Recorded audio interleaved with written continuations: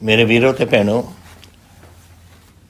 अज जैसे हर हफ्ते आप पहला शुरू करते हैं कोविड नाल कि कोविड दे अपने पंजाब दे विच की हालात बने हुए हैं। और ये समझण की गल है जरूरी, क्योंकि हालात पूरे दुनिया साडे देश सुधर नहीं रहे, बिगड़ता जा रहा काम।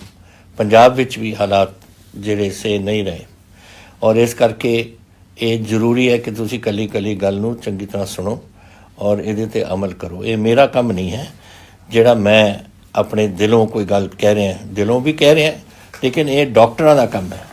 डॉक्टर जो दसते ने, जो साइंटिस्ट सानूं दसते ने कि की होना चाहिए है, वो मैं अपने दिलों तुहानूं सुना रहा, ताकि तुसी भी इस गल नूं अपने मन च बसा लो और उस तरीके नाल करो, क्योंकि असीं नहीं चाहुंदे कि पंजाब च हालात होर बिगड़न।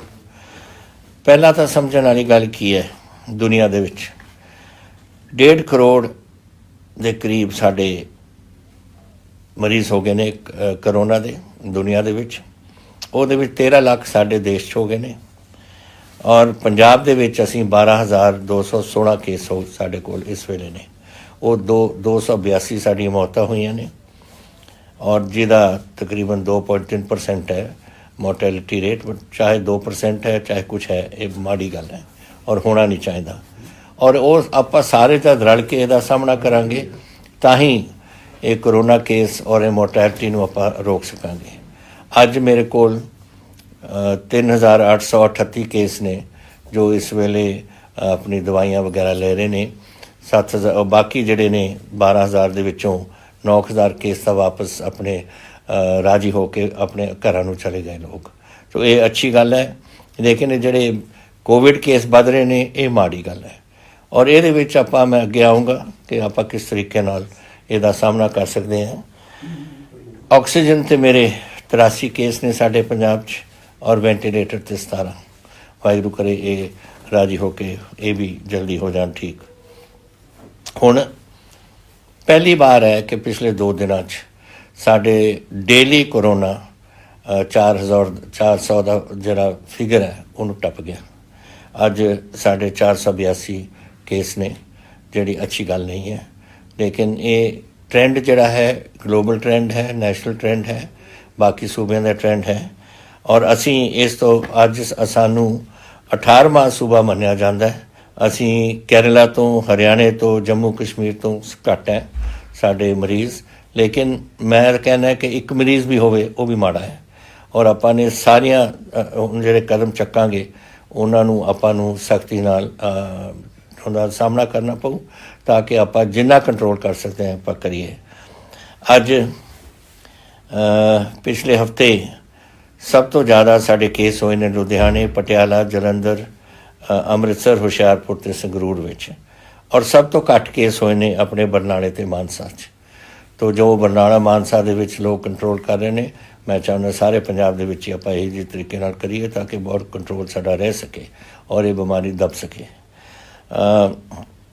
खुशी मैनू ये है कि 9,000 तो साडे मरीज़ जिहड़े ने वो वापस ठीक होके चले गए। साढ़े सारे अफसर जिहड़े इहदे विच बीमारी दे इहनूं करोना ने 21 साढ़े PCS के अफसर से वो सारे ठीक होके चले गए। हाले साढ़े फ्रंट लाइन वर्कर्स ने, डॉक्टर्स ने, पैरामैडिक्स ने, नर्सा ने, लैब असिस्टेंट ने, ये सारिਆਂ ਨੂੰ ਅਸੀਂ आस करते हैं कि वो अपनी कंट्रोल पूरा रखन और वो ठीक रहन। मेरे को इस वेले 250 के करीब तो पुलिसमैन ने जिन्होंने ये करोना का होया, लेकिन वाहिगुरू की कृपा नाल ठीक हो रहे हैं। किसी का कोई एको ही साडा सीरीयस केस है, बाकी सारे तकरीबन अंडर कंट्रोल है, तो वो अपने काम करेंगे। लेकिन टेस्टिंग जरूरी है। जिहड़े फ्रंट लाइन वर्कर ने, चाहे तुसीं डायरैक्ट हो, डॉक्टर्स हो, नर्सिस हो, थोड़े पैरामैडिक्स हो या लैब टैक्नीशियन हो, थोड़ा दा टेस्टिंग जरूरी है। और नाल ही ਜਿਹੜੇ लोग हैल्प करते हैं ਤੁਹਾਨੂੰ, पुलिस वाले ने, साढ़े पुलिस फोर्स या साढ़े रेवन्यू डिपार्टमेंट है या कोई होर साढ़े एडमिनिस्ट्रेटिव डिपार्टमेंट्स के विचों लोग थोड़ी मदद कर रहे हैं, उन्होंने भी टेस्टिंग रेगूलर होनी चाहिए है, ताकि वो देख लैन कि कोई बीमारी लग ना जाए। कदे कदे ये सिम्पटोमैटिक हो जाती है, किसी को पता भी नहीं कि मैनू बीमारी है, लेकिन उन्होंने बीमारी लगी होंगी और वो अगे अपनी बीमारी किसी को दे सकता है। उस करके ज़रूरी है कि ये सिम्पटोमैटिक केसेस वास्ते चैकिंग बहुत जरूरी है सानू कि अगर कोई कन्वे कर सकता है होरां नूं ये पहला ही पता लग जाता सानू कि इस तो पहला कि किसी नूं ये कन्वे कर देवे। तो ये गल्लां ने जिहड़ियां मैं तुहानूं दसना चाहुंदा सी। मैं एक बेनती जरूर करांगा, बार बार मैं कहना मास्क पाओ, हथ धो, जो डॉक्टर कहते हैं सोशल डिस्टेंसिंग रखो, ये बहुत ज़रूरी काम है। और मैं ये खास करके कहना जिथे जिथे वड्डे वड्डे इकट्ठ होंदे ने, हुण केसगढ़ साहब या दरबार साहब अमृतसर या दमदमा साहब होए या किसी मस्जिद दे विच होए या किसी मंदिर दे विच होए या किसी गिरजे दे विच होए, इकट्ठ हो जाता है। और मैं चाहुंदा कि इकट्ठ ना होण, तां ही असीं वो रखे है 20% ते। हुण मैं उन्हां जिहड़े साडे उत्थे जथेदार साहिबान ने या कोई साडे फादर ने क्रिश्चियन दे या कोई मौलवी साहब ने, वो देखन कि तुसी 20 तो ज़्यादा एक जगह च बंदियां नूं ना इकट्ठे होण दिओ, नंबर 1। दूजा कि जिहड़े गिरजे दे विच या मंदिर दे विच या गुरुद्वारे साहब दे विच आउंदे ने, मास्क पा के जाण। मास्क दुनिया दे अज जिहड़े माहर ने वो दसदे ने कि अगर मास्क तुसी पा लो तो 75% थोड़ा कंट्रोल हो जाता है इस काम नूं। तो मास्क बहुत जरूरी है। अगर तुसी देखते हो कि थोड़े अपने धार्मिक स्थान दे विच कोई बंदा आया है मास्क उत्ते बगैर, उन्होंने भेज दो बाहर के जाके पा के आ मास्क, लैके आ मास्क। और ये ज़रूरी है क्योंकि यही एक चीज़ है जिहदे नाल आपां कंट्रोल काफ़ी कुछ कर सकते हैं। और मैं जिहड़े बहुत गरीब ने, जिहड़े नहीं अपना मास्क लै सकते, उन्होंने वास्ते असीं डिप्टी कमिश्नर्स नूं कहा है और असीं मास्क भेजे ने सारिਆਂ कोल। तुसीं प्लीज़ उत्थों जाके लै लो, तुहानूं मुफ्त मास्क देवांगे। और यह जे मास्क जिहड़े तुसीं रोज़ शाम नूं धो के अगले दिन तुसीं फिर पैसे पा सकते हो। तो ये जरूर करो, ये नाल अपने पंजाब दे विच बहुत बचत हो सकती है इस बीमारी की। हुण तुसीं ये सुनिया होएगा कल परसों कि असीं जिहड़े कोई फाइन ने वो असीं वधा दित्ते ने। क्यों वधाए?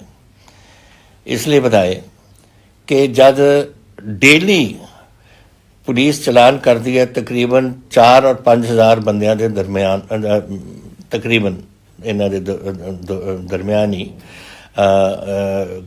मास्क ना पाउण ते, और फिर भी लोग परवाह नहीं करते। किते 4 होंदा, किते 4.5, किते 5, किते 5.5 हज़ार हो जाता। ऐसे थोड़े मास्क डेली बगैर मास्क जाते हैं। तां ही असीं सोचा कि 500 रुपए दे के कोई परवाह नहीं करता, दे देंगे ने 500 रुपये अपनी मास्क जी चलान होंदा। यही तरीका है सोशल गैदरिंग का। यही होर तरीके जिहड़े जिहड़े असीं दसे हुए ने कि तुहानूं कदम चकने चाहिए ने, कोई परवाह नहीं करता। तो असीं सोचा यदी फाइन होर कर दिओ ताकि चुभे। अगर चुभूगी तो ही लोग अपने आप का कहेंगे कि नहीं सानूं देना पऊगा 5,000 या 10,000, पहला ही आपां मास्क पा के जाइए। ये शादियां दा ब्याह वास्ते भी, होर जिथे जिथे इकट्ठ होंदे ने उन्हां वास्ते भी असीं ये कदम रखे ने। हुण अगर कोई किसी का ब्याह हो रहा, असीं पहला ही कहा 30 तो बंदे ना तुसीं जाण दिओ, पर फिर भी जा रहे हैं लोग 200 100, फिर मास्क, फिर ये फाइन तो लगनी हो है। और अगर फाइन लगेगी वड्डी तो फिर अगे वास्ते लोग अपने आप ना बचा करेंगे और नहीं करेंगे, जी कानून असीं बनाया उस और तोड़न की कोशिश नहीं करेंगे। इस यही कारण है कि आप फाइन ज़्यादा रखे ने ताकि लोगों पर कोई असर पवे और लोग समझन कि साडा नुकसान हो जूगा। असीं ये गल अज 200 रुपए दे दो, 500 रुपए दे दो, तो कोई सब सारे देन नूं तैयार ने। और उहदे नाल साडा कंट्रोल खराब हो रहा है। कोविड वध रहा। हुण मैं तुहानूं दस्से ने आंकड़े, आपां ने इसनूं रोकना है, अगे वधन देना है। अगर बढ़न देना है तो सारिਆਂ ਨੂੰ ਆਪਾਂ अपने कानून ਨੂੰ समझना चाहिए और समझ के ਆਪਾਂ ਨੂੰ ਮੰਨਣਾ चाहिए। दूसरी गल एक हुण जो माहर सन दसते ने कि मैं तुहानूं दस्सिया 75% का अगर मास्क तुसीं पा लो ਉਹਦੀ बचत होंदी है। पर इस तो इलावा कमरिਆਂ ਦੇ ਵਿੱਚ अगर तुसीं ਜਿਹਦੀ वैंटीलेशन ठीक नहीं, ताकियां खुली नहीं, हवा नहीं चल रही विचों, उत्थे भी ये बीमारी बच सकती है। अगर यह कोई जगह होवे जिथे तुसीं काम कर रहे हो, जिथे ताकियां बंद ने, हवा नहीं, कोई मूवमेंट हो रही, उत्थे मास्क जरूर पाओ तुसीं। ये बहुत जरूरी है क्योंकि नहीं बैठे बैठे इकट्ठे तुसीं सारे बैठे होंदे हो और उहदे विच ये बीमारी फैल के एक दूसरे नूं लग सकती है। और थोड़े जिथे तुसीं काम कर रहे हो ਦਫ਼ਤਰ ਹੁੰਦੇ ਨੇ ਕਈ ਬੜੇ ਲਾਈਟਾਂ ਲੱਗੀਆਂ ਹੁੰਦੀਆਂ ਨੇ, ਪਟਾਕੀਆਂ ਬੰਦ ਹੁੰਦੀਆਂ ਨੇ, ਉੱਥੇ ਵੀ ਤੁਸੀਂ ਇਸ ਨੂੰ ਆਪਣੇ ਵਰਕ ਪਲੇਸ ਦੇ ਵਿੱਚ ਵੀ ਮਾਸਕ ਜ਼ਰੂਰ ਪਾਉਣਾ ਅਗਰ ਕੋਈ ਥੋੜੀ ਵੈਂਟੀਲੇਸ਼ਨ ਦਾ ਨਹੀਂ ਹੈ। ਇਹ ਨਾ ਸਮਝੋ ਕਿ 에ਅਰ ਕੰਡੀਸ਼ਨਰ ਚੱਲ ਰਿਹਾ ਹੈ ਔਰ ਉਹਦੇ ਨਾਲ ਸਭ ਠੀਕ ਹੋਗਾ, ਇਹਦੇ ਨਾਲ ਕੰਟਰੋਲ ਨਹੀਂ, ਉਹ ਤਾਂ ਸਿਰਫ ਹਵਾ ਫੈਲ ਰਹੀ ਹੈ। ਔਰ ਅਗਰ ਤਾਕੀਆਂ ਨਾ ਖੁੱਲੀਆਂ ਹੋਣ ਉਹਦਾ ਮਤਲਬ ਕੋਈ ਵੈਂਟੀਲੇਸ਼ਨ ਨਹੀਂ, ਔਰ ਕੋਈ ਵੈਂਟੀਲੇਸ਼ਨ ਨਹੀਂ ਹੈ, ਮਾਸਕ ਪਾਓ, ਇਹ ਜ਼ਰੂਰੀ ਹੈ ਤੁਹਾਡੇ ਆਪਣੇ ਬਚਾਓ ਵਾਸਤੇ। ਇਹ ਅੰਦਰੂਨੀ ਗੱਲਾਂ ਦੀ ਮੈਂ ਕਰ ਰਿਹਾ। ਇੱਕ ਖੁਸ਼ੀ ਦੀ ਗੱਲ ਹੈ ਕਿ ਪਲਾਜ਼ਮਾ ਬੈਂਕ ਸ਼ੁਰੂ ਹੋ ਗਏ ਨੇ ਰਜਿੰਦਰ ਸਾਡੇ ਮੈਡੀਕਲ ਹਸਪੀਟਲ ਪਟਿਆਲਾ ਦੇ ਵਿੱਚ, ਰਜਿੰਦਰ ਹਸਪੀਟਲ ਦੇ ਵਿੱਚ ਸ਼ੁਰੂ ਹੋ ਗਿਆ ਪਹਿਲਾ ਪਲਾਜ਼ਮਾ। ਦੂਸਰਾ ਅਸੀਂ ਹੁਣ ਤੁਸੀਂ ਇੱਕ ਸਵਾਲ ਵੀ ਕੀਤਾ ਅੱਗੇ ਔਰ ਉਹਦੇ ਵਿੱਚ ਮੈਂ ਕਿ ਹੋਰ ਪਲਾਜ਼ਮਾ ਹੋਣੀ ਚਾਹੀਦੀ ਹੈ। ਅਸੀਂ ਤਿੰਨੋਂ ਮੈਡੀਕਲ ਕਾਲਜ ਅੰਮ੍ਰਿਤਸਰ, ਫਰੀਦਕੋਟ ਔਰ ਪਟਿਆਲਾ ਕਰਵਾ ਰਹੇ ਸ਼ੁਰੂ 'ਚ, ਔਰ ਉੱਥੇ ਵੀ ਅਸੀਂ ਅਪਰੂਵਲ ਦੇ ਦਿੱਤੀ ਹੈ ਕਿ ਉੱਥੇ ਪਲਾਜ਼ਮਾ ਬੈਂਕ ਲੱਗਣ। ਹੁਣ ਜਦ ਸਵਾਲ ਆਊਗਾ ਇਹਦਾ ਮੈਂ ਫਿਰ ਉਦੋਂ ਤੁਹਾਨੂੰ ਦੱਸੂਗਾ। ਇਸ ਤਰ੍ਹਾਂ ਜਿਹੜੇ ਵੀ ਤੁਹਾਡੇ ਕੋਈ ਜੈਸੇ ਮੈਂ ਤੁਹਾਨੂੰ ਦੱਸਿਆ 9000 ਬੰਦੇ ਸਾਡੇ ਮਰੀਜ਼ ਇਸ ਬਿਮਾਰੀ ਤੋਂ ਨਿਕਲ ਕੇ ਹੁਣ ਆਪਣੇ ਘਰਾਂ ਜਾ ਸਕਦੇ ਹੋ, ਤੁਸੀਂ ਦੇ ਸਕਦੇ ਹੋ ਪਲਾਜ਼ਮਾ। ਹੁਣ ਤੁਸੀਂ ਜਾ ਕੇ ਜਿਹੜਾ ਪਲਾਜ਼ਮਾ ਬੈਂਕ ਜਿੱਥੇ ਲੈ ਰਹੇ ਨੇ ਉੱਥੇ ਜਾ ਕੇ ਕੋਸ਼ਿਸ਼ ਕਰੋ ਆਪਣੇ ਪਲਾਜ਼ਮਾ ਦੇਣ ਦਾ। ਇਹ ਨਹੀਂ ਕਿ ਸਾਰੇ ਔਰ ਇੱਕ ਵਾਰ ਬਲੱਡ ਟੈਸਟ ਤੁਹਾਡਾ ਹੋਊ, ਫਿਰ ਉਹ ਦੇਖਣਗੇ ਕਿ ਤੁਹਾਡਾ ਜਿਹੜਾ ਐਂਟੀਜਨ ਟੈਸਟ ਹੈ ਉਹ ਕਰਾਉਣ ਦੇਖਣ ਨੂੰ ਕਿ ਇਹਦਾ ਅਸਰ ਉਸ ਬਿਮਾਰੀ 'ਤੇ ਪੈ ਸਕਦਾ ਜਾਂ ਨਹੀਂ। ਅਗਰ ਪੈ ਸਕਦਾ ਤੁਹਾਡਾ ਖੂਨ ਲੈਣਗੇ, ਨਹੀਂ ਲੈਣਗੇ। ਸੋ ਇਹ ਪਹਿਲਾਂ ਟੈਸਟਿੰਗ ਹੋਊ। ਤੁਸੀਂ ਪੜ੍ਹਿਆ ਹੋਣਾ ਅਖਬਾਰਾਂ 'ਚ ਕਿ ਜਿਹੜੇ ਪਟਿਆਲਾ ਗਏ ਸੀ 17 ਕੁ ਬੰਦੇ, ਉਹਦੇ 'ਚੋਂ ਸਿਰਫ 7 ਜਾਂ 8 ਬੰਦਿਆਂ ਦਾ ਖੂਨ ਦਿੱਤਾ ਗਿਆ ਸੀ ਕਿ ਬਾਕੀ ਨਹੀਂ ਲੈ ਸਕਦੇ ਸੀ ਕਿਉਂਕਿ ਉਹਨਾਂ ਦੇ ਜਿਹੜਾ ਐਂਟੀਜਨ ਹੁੰਦਾ, ਐਂਟੀਜਨ ਉਹਨਾਂ ਦਾ ਠੀਕ ਨਹੀਂ ਸੀ ਇਸ ਬਿਮਾਰੀ ਵਾਸਤੇ। ਸੋ ਇਹ ਗੱਲਾਂ ਤੁਸੀਂ ਇਹ ਮੈਨੂੰ ਪੁੱਛਣਗੇ ਵੀ ਔਰ ਸਵਾਲ ਜ਼ਿਆਦਾ ਹੋ ਮੈਂ ਤੁਹਾਨੂੰ ਉਹਦਾ ਦੱਸੂਗਾ ਕਿ ਕਿੱਥੇ ਕਿੱਥੇ ਤੁਸੀਂ ਜਾ ਸਕਦੇ ਹੋ। ਇਹ ਤਾਂ ਹੋਈ ਕੋਵਿਡ ਦੀ ਗੱਲ ਜਿਹੜੀ ਮੈਂ ਦੱਸਣਾ ਚਾਹੁੰਦਾ ਸੀ। 2-4 ਕੁਝ ਗੱਲਾਂ ਇਸ ਤੋਂ ਪਹਿਲਾਂ ਕਿ ਮੈਂ ਤੁਹਾਡੇ ਸਵਾਲ ਲਵਾਂ, ਮੈਂ ਤੁਹਾਨੂੰ ਦੱਸਣਾ ਚਾਹੁੰਦਾ ਕਿ ਇਹ ਹੁਣ 9ਵੇਂ ਪਾਤਸ਼ਾਹ ਦਾ ਗੁਰਪੁਰਬ ਹੈ, 400 ਸਾਲਾ। ਇਹ ਬੜਾ ਅਹਿਮ ਸਾਡੇ ਇਤਿਹਾਸ, ਧਾਰਮਿਕ ਇਤਿਹਾਸ ਦੇ ਵਿੱਚ ਇੱਕ ਦਿਨ ਹੈ। ਔਰ ਮੈਂ ਆਸ ਕਰਦਾ ਹਾਂ ਕਿ ਜੈਸੇ ਆਪਾਂ ਨੇ ਪਹਿਲੀ ਪਾਤਸ਼ਾਹੀ ਦੇ ਗੁਰਪੁਰਬ 'ਤੇ ਹਰ ਪਿੰਡ ਦੇ ਵਿੱਚ 500 ਆਪਾਂ ਨੇ ਦਰਖਤ ਲਾਏ ਸੀ। ਦੇਖੋ ਦਰਖਤਾਂ ਦੀ ਜਿੱਥੇ ਦਰਖਤ ਲੱਗਣਗੇ ਉੱਥੇ ਆਕਸੀਜਨ ਵਧੂਗੀ, ਉਹ ਸਾਡੇ ਸਿਹਤ 'ਤੇ, ਸਾਡੇ ਬੱਚਿਆਂ ਦੀ ਸਿਹਤ 'ਤੇ ਅਸਰ ਹੋਊ। ਔਰ ਸਾਡੇ ਪੰਜਾਬ 'ਚ ਜੰਗਲ ਨਹੀਂ ਰਹੇ, ਸਾਰੇ ਤਾਂ ਹਲ ਦੇ ਥੱਲੇ ਆ ਗਈ ਜ਼ਮੀਨ। ਤਾਂ ਜਿੱਥੇ ਜਿੱਥੇ ਆਪਾਂ ਲਾ ਸਕਦੇ ਦਰਖਤ ਆਪਾਂ ਨੂੰ ਲਾਉਣੇ ਚਾਹੀਦੇ ਨੇ। ਤਾਂ ਹੀ ਅਸੀਂ ਪਹਿਲੇ ਪਾਤਸ਼ਾਹੀ ਦੇ ਗੁਰਪੁਰਬ 'ਤੇ ਅਸੀਂ 500 ਬੂਟੇ ਕਹੇ ਸੀ। ਹੁਣ ਮੈਂ ਤੁਹਾਨੂੰ ਇੱਕ ਬੇਨਤੀ ਕਰਦਾ ਕਿ 9ਵੇਂ ਪਾਤਸ਼ਾਹ ਦੇ ਇਹ ਗੁਰਪੁਰਬ 'ਤੇ ਤੁਸੀਂ 400 ਬੂਟੇ ਲਾਓ ਹਰ ਪਿੰਡ ਦੇ ਵਿੱਚ। ਔਰ ਜਿੱਥੇ ਵੀ ਜ਼ਮੀਨ ਹੋਏ, ਤੁਹਾਡੀ ਪੰਚਾਇਤੀ ਜ਼ਮੀਨ ਹੋਏ, ਜੋ ਕੁਛ ਹੋਏ ਤੁਸੀਂ ਲਾਓ, ਤਾਂ ਕਿ ਆਪਾਂ ਆਪਣੇ ਇੱਥੇ ਹਾਲਾਤ ਜਿਹੜੀ ਸਾਇੰਟਿਸਟ ਡਾਕਟਰ ਸਾਨੂੰ ਦੱਸਦੇ ਨੇ ਜ਼ਿਆਦਾ ਆਕਸੀਜਨ ਦੀ ਆਪਾਂ ਨੂੰ ਲੋੜ ਹੈ ਔਰ ਇਹ ਬਿਮਾਰੀਆਂ ਹੁਣ ਫਿਰਦੀਆਂ ਨੇ, ਉਹਦਾ ਵੀ ਇਹਦੇ 'ਤੇ ਅਸਰ ਬੜਾ ਪਊਗਾ। ਅਤੇ ਤੁਸੀਂ ਆਪਣੇ ਜ਼ਰੂਰ ਦਰਖਤ ਉੱਥੇ ਲਗਾਓ। ਦੂਜੀ ਗੱਲ ਜਿਹੜੀ ਮੈਂ ਤੁਹਾਨੂੰ ਦੱਸਣਾ ਚਾਹੁੰਦਾ ਸੀ, ਬੜੀ ਹੁਣ ਕੁਝ ਦਿਨ ਪਹਿਲਾਂ ਇਮਤਿਹਾਨ ਆਏ ਨੇ ਸਾਡੇ। ਇਹ ਵਧਾਈ ਹੋਏ ਸਾਰੇ ਪੰਜਾਬ ਨੂੰ, ਸਾਰੇ ਸਕੂਲਾਂ ਨੂੰ ਜਿਨ੍ਹਾਂ ਨੇ ਅੱਜ ਗਵਰਨਮੈਂਟ ਸਕੂਲ ਦੇ ਵਿੱਚ ਸਾਡਾ ਸਕੂਲ ਬੋਰਡ ਜਿਹੜੀ ਪੰਜਾਬ ਸਕੂਲ ਬੋਰਡ ਦੇ ਇਤਿਹਾਸ ਦੇ ਵਿੱਚ ਇੰਨੀ ਜਿਹੜੀ ਪਰਸੈਂਟੇਜ ਸਾਡੀ 94.32% ਲੋਕ ਬੱਚੇ ਸਾਡੇ ਪਾਸ ਹੋਏ ਨੇ। ਇਹ ਬਹੁਤ ਇੱਕ ਵਧਾਈ ਪਾਤਰ ਹੋ ਸਾਰੇ ਹੀ ਤੁਸੀਂ ਜਿਹੜੇ ਸਟੂਡੈਂਟਸ ਜਿਨ੍ਹਾਂ ਨੇ ਲਿੱਤਾ ਹੈ, ਜਿਹੜੇ ਟੀਚਰਾਂ ਨੇ ਪੜ੍ਹਾਇਆ ਹੈ, ਜੋ ਸਕੂਲ ਦੇ ਸਾਡੇ ਅਧਿਕਾਰੀ ਨੇ ਜਿਨ੍ਹਾਂ ਨੇ ਸਭ ਕੁਛ ਇਹ ਔਰ ਐਜੂਕੇਸ਼ਨ ਡਿਪਾਰਟਮੈਂਟ 'ਤੇ ਜਿਨ੍ਹਾਂ ਨੇ ਹਿੰਮਤ ਨਾਲ ਇਹ ਕੁਛ ਕਰਾਈ ਹੈ। ਇਹ ਐਡਮਿਸ਼ਨ ਜਿਹੜੇ ਹੁਣ ਗਵਰਨਮੈਂਟ ਸਕੂਲ 'ਚ ਹੈ, ਦੇਖੋ ਇਹ ਰਿਜ਼ਲਟਾਂ ਦਾ ਇਹਦੇ ਅਸਰ ਇਹ ਪਿਆ ਕਿ 13% ਸਾਡੀ ਜਿਹੜੀ ਐਡਮਿਸ਼ਨ ਹੈ ਇਹ ਵਧੀ ਹੈ ਸਾਡੇ ਗਵਰਨਮੈਂਟ ਸਕੂਲ ਦੇ ਵਿੱਚ। ਇਹ ਅਨਪ੍ਰੈਸੀਡੈਂਟਡ ਹੈ। ਆਮ ਤੌਰ 'ਤੇ ਕੀ ਹੁੰਦਾ ਸੀ, ਸਰਕਾਰੀ ਸਕੂਲਾਂ ਨੂੰ ਛੱਡ ਕੇ ਪ੍ਰਾਈਵੇਟ ਸਕੂਲਾਂ ਜਾਂਦੇ ਸੀ। ਹੁਣ ਪ੍ਰਾਈਵੇਟ ਸਕੂਲਾਂ ਨੂੰ ਛੱਡ ਕੇ ਸਰਕਾਰੀ ਸਕੂਲਾਂ 'ਚ ਆ ਰਹੇ ਨੇ। ਉਹਦਾ ਮਤਲਬ ਕਿਉਂ? ਕਿਉਂਕਿ ਰਿਜ਼ਲਟ ਅੱਛਾ ਆ ਰਿਹਾ ਹੈ, ਅੱਛੀ ਟੀਚਰਸ ਆਏ ਨੇ ਸਾਡੇ, ਅੱਛੀ ਪੜ੍ਹਾਈ ਹੋ ਰਹੀ ਹੈ। ਜਿਹੜੇ 98% ਤੋਂ ਜ਼ਿਆਦਾ ਕਲਾਸ 12 ਦੇ ਵਿੱਚ ਜਿਹੜੇ ਸਟੂਡੈਂਟਾਂ ਨੂੰ 98% ਤੋਂ ਜ਼ਿਆਦਾ ਇਹਨਾਂ ਨੂੰ ਮਾਰਕਸ ਮਿਲੇ ਨੇ, ਉਹ 335 ਇਹੋ ਜਿਹੇ ਬੱਚੇ ਨੇ ਸਾਡੇ। ਉਹਨਾਂ ਨੂੰ ਮੈਂ ਇੱਕ ਕੈਸ਼ ਪ੍ਰਾਈਜ਼ 5100 ਦਾ ਸਾਰਿਆਂ ਨੂੰ ਦੇਣਾ ਚਾਹੁੰਦਾ ਤਾਂ ਕਿ ਇੱਕ ਇਨਸੈਂਟਿਵ ਤੌਰ 'ਤੇ, ਔਰ ਉਹਨਾਂ ਨੇ ਜਿੰਨੀ ਮਿਹਨਤ ਕੀਤੀ ਹੈ ਜਿਹਦੇ ਕਰਕੇ ਰਿਜ਼ਲਟ ਆਇਆ ਉਹਨਾਂ ਉਸ ਕਰਕੇ ਵਧਾਈ ਹੋਏ ਤੁਹਾਨੂੰ ਸਾਰੇ ਬੱਚਿਓ ਔਰ ਵਾਹਿਗੁਰੂ ਤੁਹਾਨੂੰ ਲੰਮੀ ਉਮਰ ਹੋਏ ਔਰ ਤੁਸੀਂ ਇਸੇ ਤਰੀਕੇ ਨਾਲ ਆਪਣੇ ਅੱਗੇ ਵੀ ਪੜ੍ਹਾਈ ਅਸੀਂ ਕਰਦੇ ਰਹੋ। ਔਰ ਖਾਸ ਅਖੀਰ 'ਚ ਜਿਹੜੇ ਸਟਾਫ ਔਰ ਟੀਚਰਸ ਹੈ ਤੁਹਾਨੂੰ ਸਾਰਿਆਂ ਨੂੰ ਬਹੁਤ ਵਧਾਈ ਹੋਏ। ਤੁਸੀਂ ਉਹ ਲੋਕ ਜਿਨ੍ਹਾਂ ਨੇ ਇਹ ਹਿੰਮਤ ਕੀਤੀ ਹੈ ਔਰ ਇਹ ਬੱਚਿਆਂ ਨੂੰ ਇਹ ਰਿਜ਼ਲਟ ਪਾਏ ਨੇ ਔਰ ਸਾਡੇ ਪੰਜਾਬ ਐਜੂਕੇਸ਼ਨ ਬੋਰਡ ਦੇ ਰਿਜ਼ਲਟ ਜਿਹੜੇ ਆਏ ਨੇ ਇਹ ਤੁਹਾਡੇ ਸਿਹਰਾ ਲੱਗਦਾ ਹੈ ਔਰ ਮੈਂ ਤੁਹਾਨੂੰ ਸਾਰਿਆਂ ਨੂੰ ਬਹੁਤ ਵਧਾਈ ਹੈ ਤੁਹਾਨੂੰ ਕਿ ਤੁਸੀਂ ਇਹ ਕੁਝ ਕੀਤਾ ਹੈ। ਇੱਕ ਜਿਹੜਾ ਐਲਾਨ ਮੈਂ ਕਰਨਾ ਚਾਹੁੰਦਾ ਸੀ ਕਿ ਜਿੱਥੇ ਤਾਈਂ ਸਰਕਾਰੀ ਸਕੂਲਾਂ ਦਾ ਹੈ ਕਿ ਇਹਦੇ ਵਿੱਚ ਜਿਹੜੀ ਬੜੀ ਫੀਸ ਦੀ ਗੱਲ ਚੱਲ ਰਹੀ ਹੈ, ਪ੍ਰਾਈਵੇਟ ਸਕੂਲਾਂ ਨੇ ਫੀਸ ਲਗਾ ਰਹੇ ਨੇ, ਸਭ ਕੁਝ ਕਰ ਰਹੇ ਨੇ, ਜਿਹਦੇ ਵਿੱਚ ਅਸੀਂ ਕਾਨੂੰਨ ਦੇ ਸਾਹਮਣੇ ਜਾ ਰਹੇ ਹਾਂ ਇਹਦੇ ਕੋਈ ਹੱਲ ਕੱਢਣ ਲਈ। ਲੇਕਿਨ ਇਹ ਜਿਹੜੀ ਮੈਂ ਗੱਲ ਦੱਸਣਾ ਚਾਹੁੰਦਾ ਸਾਡੇ ਗਵਰਨਮੈਂਟ ਸਕੂਲ ਵਾਸਤੇ ਇਹਦੇ ਵਿੱਚ ਕੋਈ ਐਡਮਿਸ਼ਨ ਫੀ ਨਹੀਂ ਹੋਏਗੀ, ਕੋਈ ਰੀਐਡਮਿਸ਼ਨ ਫੀ ਨਹੀਂ ਹੋਏਗੀ ਔਰ ਕੋਈ ਟਿਊਸ਼ਨ ਫੀਸ ਨਹੀਂ ਹੋਣਗੀਆਂ। ਇਹ ਕਿਸੇ ਬੱਚੇ ਤੋਂ ਇਹ ਤਿੰਨੋਂ ਚੀਜ਼ਾਂ ਨਹੀਂ ਲਿੱਤੀਆਂ ਜਾਣਗੀਆਂ ਔਰ ਅਸੀਂ ਇਹਦਾ ਸਕੂਲ ਚਲਾਵਾਂਗੇ ਜੈਸੇ ਅਸੀਂ ਚਲਾਉਂਦੇ ਆਏ ਹਾਂ ਔਰ ਥੋੜ੍ਹੀ ਪੜ੍ਹਾਈ ਪੂਰੀ ਅਸੀਂ ਰੱਖਾਂਗੇ ਉੱਥੇ। ਓਪਨ ਸਕੂਲਸ ਦੇ ਮੇਰੇ ਵਾਸਤੇ ਬਹੁਤ ਕੁਝ ਆਉਂਦਾ ਰਹਿੰਦਾ ਹੈ ਸੋਸ਼ਲ ਮੀਡੀਆ 'ਤੇ ਕਿ ਸਾਨੂੰ ਵੀ ਪਾਸ ਕਰੋ। ਬੇਟਾ ਗੱਲ ਇਹ ਹੈ ਕਿ ਅਸੀਂ ਕੀਤੇ ਨੇ ਜਿਹੜੇ ਇੰਟਰਨਲ ਅਸੈਸਮੈਂਟ ਦੇ ਬੇਸਿਸ 'ਤੇ, ਕਿਉਂਕਿ ਇਮਤਿਹਾਨ ਤਾਂ ਹੋਏ ਨਹੀਂ, ਇੰਟਰਨਲ ਅਸੈਸਮੈਂਟ ਦੇ ਬੇਸਿਸ 'ਤੇ ਅਸੀਂ ਲੋਕਾਂ ਨੂੰ ਪ੍ਰਮੋਟ ਕੀਤਾ ਸੀ ਸਕੂਲਾਂ ਤੋਂ। ਲੇਕਿਨ ਤੁਸੀਂ ਜਿਹੜੇ ਆਪਣੇ ਘਰ 'ਚ ਪੜ੍ਹ ਕੇ ਫਿਰ ਆ ਕੇ ਸਕੂਲ ਕਲਾਸਾਂ ਦੇ ਵਿੱਚ ਜਾ ਕੇ ਆਪਣੇ ਇਮਤਿਹਾਨ ਕਰਦੇ ਹੋ, ਤੁਹਾਡੀ ਕੋਈ ਇੰਟਰਨਲ ਅਸੈਸਮੈਂਟ ਨਹੀਂ ਹੈ। ਲੇਕਿਨ ਇਸ ਦੇ ਬਾਵਜੂਦ ਮੈਂ ਕਹਿ ਰਿਹਾ ਉਹਨਾਂ ਨੂੰ ਆਪਣੇ ਐਜੂਕੇਸ਼ਨ ਡਿਪਾਰਟਮੈਂਟ ਨੂੰ ਕਿ ਤੁਹਾਨੂੰ ਪ੍ਰੋਵੀਜ਼ਨਲ ਐਡਮਿਸ਼ਨ ਦੇ ਦੇਣ।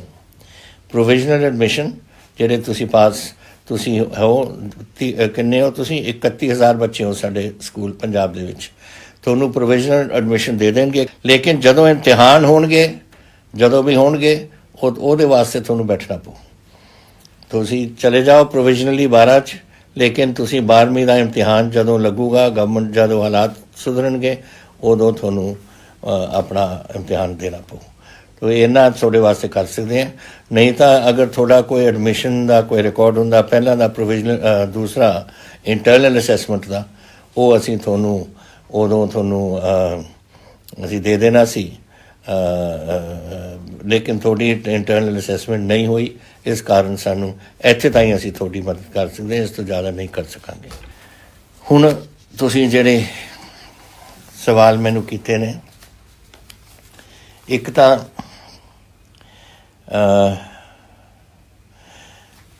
ਕਿਸੇ ਨੇ ਸ਼ੰਕਰ ਜਿੰਦਲ ਜੀ ਨੇ ਸਮਾਣੇ ਤੋਂ ਪੁੱਛਿਆ ਕਿ ਛੋਟੀ ਵੀ ਸਰਜਰੀ ਹੋਏ ਡਾਕਟਰ ਸਾਡਾ ਟੈਸਟ ਕਰਾਉਂਦੇ ਨੇ ਕੋਵਿਡ ਦਾ, ਇਹਦੀ ਕੀ ਲੋੜ ਹੈ? ਜਿਹੜੇ ਬਾਹਰੋਂ ਆਉਣ ਲੋਕ ਉਹਨਾਂ ਦੀ ਅਸੀਂ ਕਰਾਵਾਂਗੇ, ਲੇਕਿਨ ਬੇਟਾ ਇਹ ਦੋਨਾਂ ਦੀ ਕਰਾਵਾਂਗੇ ਅਸੀਂ।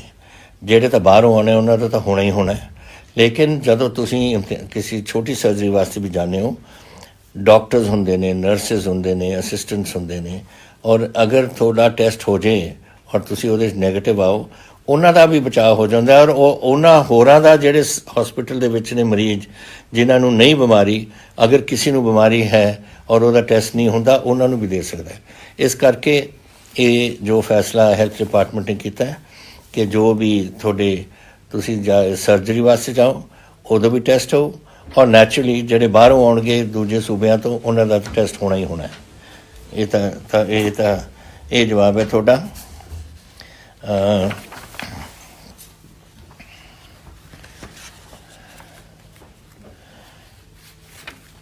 ਇਹ ਮੈਨੂੰ ਪੁੱਛਦੇ ਨੇ ਗੁਰਦਾਸਪੁਰ ਤੋਂ ਪ੍ਰਿੰਸ ਜੀ ਕਿ ਸਾਡੇ ਧਾਰਮਿਕ ਜਗ੍ਹਾ 'ਚ, ਇਹ ਮੈਂ ਸਵਾਲ ਪਹਿਲਾਂ ਹੀ ਤੁਹਾਨੂੰ ਜਵਾਬ ਦੇ ਚੁੱਕੇ ਹਾਂ ਕਿ ਬੜੇ ਲੋਕ ਧਾਰਮਿਕ ਜਗ੍ਹਾ 'ਚ ਇਕੱਠੇ ਹੋ ਜਾਂਦੇ ਨੇ। ਇਹਨੂੰ ਇਨਫੋਰਸ ਕਰਨ ਵਾਸਤੇ ਮੈਂ DGP ਸਾਹਿਬ ਨੂੰ ਵੀ ਕਹਾਂਗਾ ਕਿ ਉਹ ਆਪਣੇ ਮਹਿਕਮੇ ਨੂੰ ਕਹਿਣ ਕਿ ਇਹਦੀ ਇਨਫੋਰਸਮੈਂਟ ਕਰਨ। ਲੇਕਿਨ ਕੀ ਸਾਡਾ ਮੈਂ ਅਪੀਲ ਕੀਤੀ ਹੈ ਹੁਣੀ, ਉਹ ਅਪੀਲ 'ਚ ਮੈਂ ਆਸ ਕਰਦਾ ਹਾਂ ਕਿ ਤੁਹਾਡੇ ਜਿਹੜੇ ਆਪਣੇ ਧਾਰਮਿਕ ਉੱਥੇ ਸ਼ਖਸੀਅਤਾਂ ਨੇ ਜੋ ਆਪਣੇ ਚਾਹੇ ਕਿਸੇ ਧਰਮ ਦੇ ਵਿੱਚ ਵੀ, ਉਹ ਆਪਣੇ ਤੌਰ 'ਤੇ ਜ਼ਿੰਮੇਵਾਰੀ ਸਮਝ ਕੇ ਆਪਣੇ ਸੰਗਤ ਨੂੰ ਜ਼ਰੂਰ ਇਹ ਗੱਲਾਂ ਦੱਸਣ ਔਰ ਚੈੱਕ ਕਰਨ ਵਾਸਤੇ ਪੁਲਿਸ ਫੋਰਸ ਚੈੱਕ ਕਰੇਗੀ। ਇੱਕ ਤੁਸੀਂ ਸਵਾਲ ਇਹ ਕੀਤਾ ਕਿ ਬੱਸਾਂ ਦੇ ਵਿੱਚ ਜ਼ਿਆਦਾ ਬੰਦੇ ਬਹਿ ਸਕਦੇ ਨੇ, ਪੂਰੇ ਬੰਦੇ ਬਹਿ ਸਕਦੇ ਨੇ। ਮੈਂ ਇਜਾਜ਼ਤ ਦਿੱਤੀ ਸੀ ਕਿ ਮਿਨੀ ਬੱਸ ਵੀ ਔਰ ਵੱਡੇ ਬੱਸ ਵੀ, ਉਹਦੇ ਵਿੱਚ ਤੁਸੀਂ ਪੂਰੀ ਬੱਸਿਸ ਹੋ ਸਕਦੀਆਂ ਨੇ, ਕਿਉਂਕਿ ਪੈਟਰੋਲ ਦਾ ਕੀਮਤ ਵੱਧ ਗਈ ਸੀ, ਡੀਜ਼ਲ ਦੀ ਵੱਧ ਗਈ ਸੀ, ਔਰ ਅਗਰ ਅਸੀਂ ਸੋਸ਼ਲ ਡਿਸਟੈਂਸਿੰਗ ਰੱਖਦੇ ਫਿਰ ਉਹਨਾਂ ਦਾ ਖਰਚਾ ਨਹੀਂ ਨਿਕਲਦਾ ਸੀਗਾ। ਤੋ ਉਹਦੇ ਬਾਵਜੂਦ ਦੇਣ ਤੋਂ ਬਾਅਦ ਵੀ, ਕਿਉਂਕਿ ਮੂਵਮੈਂਟ ਪੰਜਾਬ ਦੇ ਵਿੱਚ ਘੱਟ ਹੈ, ਜਿਹੜੀ ਮੈਂ ਇਜਾਜ਼ਤ ਦਿੱਤੀ ਸੀ, ਪਰ ਉਹਦੇ ਬਾਵਜੂਦ ਸਿਰਫ 25 ਤੋਂ ਲੈ ਕੇ 50% ਇਸ ਵੇਲੇ ਤੱਕ ਬੱਸਾਂ ਦੇ ਵਿੱਚ ਲੋਕ ਜਾ ਰਹੇ ਨੇ, ਕਿਉਂਕਿ ਲੋਕ ਘੁੰਮ ਨਹੀਂ ਰਹੇ ਇੰਨੇ ਜ਼ਿਆਦਾ ਇਸ ਬਿਮਾਰੀ ਕਰਕੇ।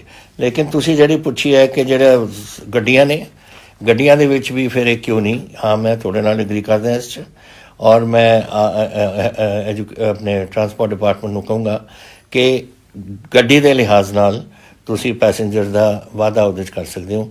ਹੁਣ ਅਗਰ ਬਹੁਤ ਛੋਟੀ ਗੱਡੀ ਹੈ, ਉਹਦੇ 'ਚ ਸ਼ਾਇਦ ਇੱਕ ਅੱਗੇ ਬਹਿ ਸਕਦੇ ਆ, ਦੋ ਪਿੱਛੇ ਬਹਿ ਸਕਦੇ ਨੇ। ਜਿਹੜੀਆਂ ਵੱਡੀਆਂ ਗੱਡੀਆਂ ਨੇ ਸ਼ਾਇਦ ਉਹਦੇ ਜ਼ਿਆਦਾ ਵੱਡੇ ਬਹਿ ਸਕਦੇ ਨੇ। ਇਹ ਐਜੂਕੇਸ਼ਨ ਟਰਾਂਸਪੋਰਟ ਡਿਪਾਰਟਮੈਂਟ ਇਹਦੇ ਗਾਈਡਲਾਈਨਸ ਕੱਢ ਦੂਗਾ, ਰੂਲਸ ਤੁਹਾਨੂੰ ਜਲਦੀ ਉਹ ਅਸੀਂ ਤੁਹਾਨੂੰ ਐਲਾਨ ਕਰ ਦਾਂਗੇ ਦਾ। ਇਹ ਸਵਾਲ ਕੀਤਾ ਸੀਗਾ ਜਸਬੀਰ ਕੰਗ ਜੀ ਨੇ।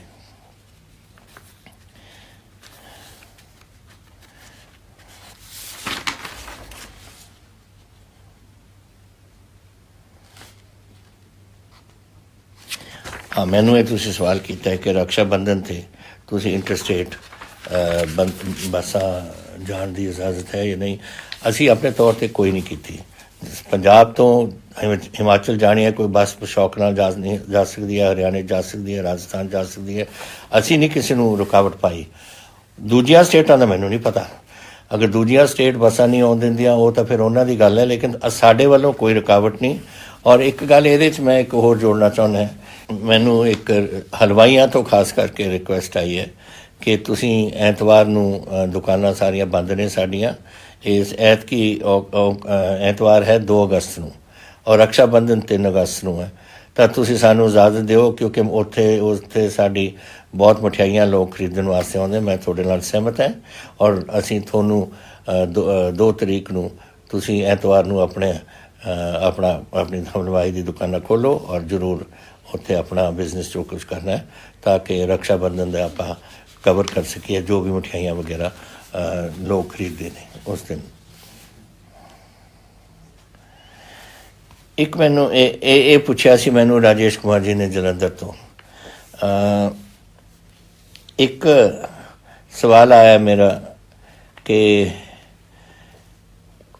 ਇਹ ਉਹਨਾਂ ਨੇ ਪੁੱਛਿਆ ਕਿ ਬਫਰ ਜ਼ੋਨ ਔਰ containment zone and healthy zone ਦਾ ਮਤਲਬ ਕੀ ਹੈ। Micro containment zone for individual affected habitations ਕੀ ਹੈ। Containment zones for large affected habitations ਕੀ ਹੈ। ਬੇਟਾ ਪਹਿਲਾਂ ਜਦ ਸ਼ੁਰੂ ਹੋਇਆ ਸੀ ਨਾ, ਅਸੀਂ ਜਦੋਂ ਲੋਕਡਾਊਨ ਕੀਤਾ ਸੀ ਉਹ ਤਾਂ ਪੂਰਾ ਲੋਕਡਾਊਨ ਸੀ। ਉਸ ਤੋਂ ਬਾਅਦ ਅਸੀਂ ਕੰਟੇਨਮੈਂਟ ਜ਼ੋਨਸ ਕਿ ਕਿਸੇ ਮਹੱਲੇ 'ਚ ਹੋ ਜੇ, ਫਰਜ਼ ਕਰੋ ਮੈਂ ਪਟਿਆਲੇ ਦੀ ਗੱਲ ਕਰਦਾ, ਇੱਕ ਮਹੱਲੇ 'ਚ ਸਾਡੇ ਹੋ ਜੇ, ਇਹਦਾ ਮਤਲਬ ਇਹ ਨਹੀਂ ਕਿ ਮੇਨ ਸਿਟੀ ਦੇ ਵਿੱਚ, ਪੁਰਾਣੀ ਸ਼ਹਿਰ ਦੇ ਵਿੱਚ ਤੁਸੀਂ ਕੋਈ ਇੱਕ ਮਹੱਲੇ 'ਚ ਹੋ ਜੇ ਔਰ ਤੁਸੀਂ ਸਾਰਾ ਪਟਿਆਲਾ ਹੀ ਬੰਦ ਕਰ ਦਿਓ। ਪਟਿਆਲਾ ਬੰਦ ਕਰਨ ਦਾ ਮਤਲਬ ਹੈ ਸਿਰਫ ਸ਼ਹਿਰ ਨਹੀਂ, ਮਤਲਬ ਰਾਜਪੁਰਾ ਵੀ, ਨਾਭਾ ਵੀ, ਸਮਾਣਾ ਵੀ, ਸ਼ਤਰਾਣਾ ਵੀ, ਉਹ ਵੀ ਬੰਦ ਕਰ ਦਿਓ। ਉਹਦਾ ਕੀ ਲੌਜਿਕ ਸੀ? ਤਾਂ ਹੀ ਅਸੀਂ ਪ੍ਰਾਈਮ ਮਿਨਿਸਟਰ ਨੂੰ ਕਿਹਾ ਕਿ ਇਹ ਨਹੀਂ ਲੋਕਡਾਊਨ ਦੇ ਨਾਲ ਇਹ ਗੱਲ ਚੱਲ ਸਕਦੀ, ਇਹਦਾ ਕੁਝ ਆਪਾਂ ਨੂੰ ਮਾਈਕਰੋ ਕੰਟੇਨਮੈਂਟ ਜ਼ੋਨ ਕਰਨੇ ਚਾਹੀਦੇ ਨੇ।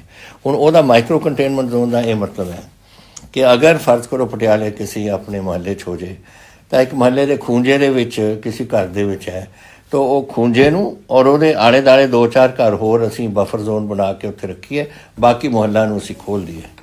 ਇਹ ਸੀ ਮਾਈਕਰੋ ਕੰਟੇਨਮੈਂਟ ਜ਼ੋਨ। ਇਹ ਕੰਟੇਨਮੈਂਟ ਜ਼ੋਨ ਔਰ ਦੂਜੇ ਬਫਰ ਜ਼ੋਨ ਦਾ ਕੰਮ ਹੁਣ ਪਹਿਲਾਂ ਦਾ ਖਤਮ ਹੋ ਗਿਆ, ਹੁਣ ਤਾਂ ਮਾਈਕਰੋ ਕੰਟੇਨਮੈਂਟ 'ਤੇ ਅਸੀਂ ਆ ਗਏ ਹਾਂ, ਔਰ ਇਹ ਕੰਟਰੋਲ ਅੱਛਾ ਹੋ ਰਿਹਾ ਸਾਡੇ ਸ਼ਹਿਰਾਂ ਦੇ ਵਿੱਚ। ਇਹ ਜਿਹੜੀ ਬਿਮਾਰੀ ਵੱਧ ਰਹੀ ਹੈ ਨਾ, ਸਮਝੋ ਕਿ ਆਪਣੇ ਇੱਥੇ ਜ਼ਿਆਦਾ ਫੈਲ ਰਹੀ ਹੈ। ਲੋਕਲ ਵੀ ਕੁਛ ਹੁੰਦੀ ਹੈ, ਜਦੋਂ ਤੁਸੀਂ ਕਿਸੇ ਨੂੰ ਮਿਲਦੇ ਹੋ ਔਰ ਤੁਸੀਂ ਮਾਸਕ ਨਹੀਂ ਪਾਉਂਦੇ ਤਾਂ ਇਹ ਗੱਲਾਂ ਹੋ ਜਾਂਦੀਆਂ ਨੇ, ਲੇਕਿਨ ਇਹ ਜ਼ਿਆਦਾ ਹੋ ਰਹੀ ਹੈ ਸਾਡੀ ਜਿਹੜੇ ਬਾਹਰੋਂ ਲੋਕ ਆ ਰਹੇ ਨੇ। ਬਾਹਰੋਂ ਅੱਜ ਵੀ ਤਕਰੀਬਨ 12-13-14 ਹਜ਼ਾਰ ਤੱਕ ਟਰੱਕ ਹੀ ਆਉਂਦੇ ਨੇ ਹਰ ਦਿਨ ਰੋਜ਼। ਉਹਦਾ ਮਤਲਬ 2 ਬੰਦੇ ਵੀ ਅਗਰ ਟਰੱਕ 'ਚ ਹੋਣ ਤਾਂ 24,000 ਬੰਦਾ ਤਾਂ ਇਹ ਹੋ ਗਿਆ। 7,000 ਦੇ ਕਰੀਬ ਤੁਹਾਡੀ ਗੱਡੀਆਂ ਆਉਂਦੀਆਂ ਨੇ ਡੇਲੀ ਦਿੱਲੀ ਦੇ GT ਰੋਡ ਦੇ ਉੱਪਰੋਂ। ਉਹਦੇ ਵਿੱਚ ਅਗਰ ਤੁਸੀਂ 2 ਬੰਦੇ ਵੀ ਰੱਖ ਲਓ 12,000 ਤਾਂ ਹੀ ਹੋ ਜਾਂਦੇ ਨੇ। ਤਾਂ ਦੇਖ ਲਓ ਰਲ ਕੇ ਤੁਹਾਡਾ 35-36 ਹਜ਼ਾਰ ਲੋਕ ਤੁਹਾਡੇ ਆ ਗਏ। ਇੱਥੋਂ ਆ ਰਹੀ ਹੈ, ਕਿਉਂਕਿ ਦਿੱਲੀ ਬਿਲਕੁਲ ਬੁਰੀ ਹਾਲਤ ਦੇ ਵਿੱਚ ਹੈ ਇਸ ਵੇਲੇ। ਹਰਿਆਣੇ ਦੇ ਵਿੱਚ ਫਰੀਦਾਬਾਦ, ਗੁੜਗਾਉਂ ਵਗੈਰਾ ਦੇ ਵਿੱਚ ਇਹ ਬਹੁਤ ਪ੍ਰੋਬਲਮਸ ਆ ਰਹੀਆਂ ਨੇ, ਅਤੇ ਉੱਧਰੋਂ ਜ਼ਿਆਦਾ ਆ ਰਹੀ ਹੈ। ਉਹ ਅਸੀਂ ਚੈੱਕ ਕਰ ਰਹੇ ਹਾਂ ਸ਼ੰਭੂ ਵਗੈਰਾ ਸਾਡੇ ਬਾਰਡਰਾਂ ਦੇ ਉੱਪਰ, ਲੇਕਿਨ ਫਿਰ ਵੀ ਕਈ ਗੱਲ ਨਿਕਲ ਜਾਂਦੇ ਨੇ। ਔਰ ਇਸ ਕਰਕੇ ਇਹ ਜ਼ਰੂਰੀ ਹੈ ਕਿ ਸਾਨੂੰ ਇਹ ਕੰਟਰੋਲ ਅਸੀਂ ਇਹ ਰੱਖੀਏ ਉੱਥੇ ਵੀ ਔਰ ਇੱਧਰ ਵੀ। ਜਿਨ੍ਹਾਂ ਨੂੰ ਬਾਈ ਚਾਂਸ ਆ ਕੇ, ਦੇਖੋ ਹੁਣ ਤੁਸੀਂ ਬਾਰਡਰ 'ਤੇ ਚੈੱਕ ਕਰ ਲਓ, ਬਾਰਡਰ 'ਤੇ ਕੋਈ ਨੈਗੇਟਿਵ ਨਿਕਲਿਆ ਹੁੰਦਾ ਹੈ, ਲੇਕਿਨ ਇਹ ਬਿਮਾਰੀ ਨਿਕਲਦੀ ਹੈ ਕੋਈ 6 ਦਿਨਾਂ ਤੋਂ ਬਾਅਦ। ਅਗਰ ਅੱਜ ਮੈਨੂੰ ਇਨਫੈਕਸ਼ਨ ਹੋਈ ਹੈ, ਇਹ ਦਿਖੇਗੀ ਡਾਕਟਰਾਂ ਨੂੰ ਜਦ ਟੈਸਟ ਕਰਾਂਗੇ 5th ਡੇ ਤੋਂ ਬਾਅਦ, 5ਵੇਂ ਦਿਨ ਤੋਂ ਲੈ ਕੇ 7ਵੇਂ ਦਿਨ ਦੇ ਦੌਰਾਨ ਆਮ ਤੌਰ 'ਤੇ, ਲੇਕਿਨ ਜਾਂਦੀ ਹੈ 14 ਦਿਨ ਤੱਕ। ਇਸ ਕਰਕੇ ਇਹ ਜ਼ਰੂਰੀ ਹੈ ਕਿ ਇਸ ਨੂੰ ਅਸੀਂ ਕੰਟਰੋਲ ਇਹ ਮਾਈਕਰੋ ਜ਼ੋਨਸ ਦੇ ਰਾਹੀਂ ਕਰੀਏ, ਕਿ ਮਾਈਕਰੋ ਜ਼ੋਨ ਜਿੱਥੇ ਹੋਇਆ ਇੱਕ, ਉੱਥੇ ਅਸੀਂ ਕੰਟਰੋਲ ਕਰ ਲਿਆ, ਉੱਥੇ ਇਹਨੂੰ ਸੀਲ ਆਫ ਕਰਤਾ, ਔਰ ਨਾਲ 2-3 ਘਰ ਜਿੱਥੇ ਕੋ ਹੋ ਸਕਦਾ ਹੈ ਕਿ ਉੱਥੇ ਬਿਮਾਰੀ ਚਲੀ ਗਈ, ਉਹਨੂੰ ਬਫਰ ਜ਼ੋਨ ਬਣਾਤਾ, ਔਰ ਬਫਰ ਜ਼ੋਨ ਤੋਂ ਬਾਅਦ ਉਸ ਤੋਂ ਬਾਅਦ ਬਾਕੀ ਮੁਹੱਲੇ ਨੂੰ ਅਸੀਂ ਖੋਲ੍ਹ ਦਿੱਤਾ। ਇਹ ਚੀਜ਼ਾਂ ਅਸੀਂ ਕਰ ਰਹੇ ਹਾਂ, ਔਰ ਇਹਦਾ ਮਤਲਬ ਇਹ ਹੈ।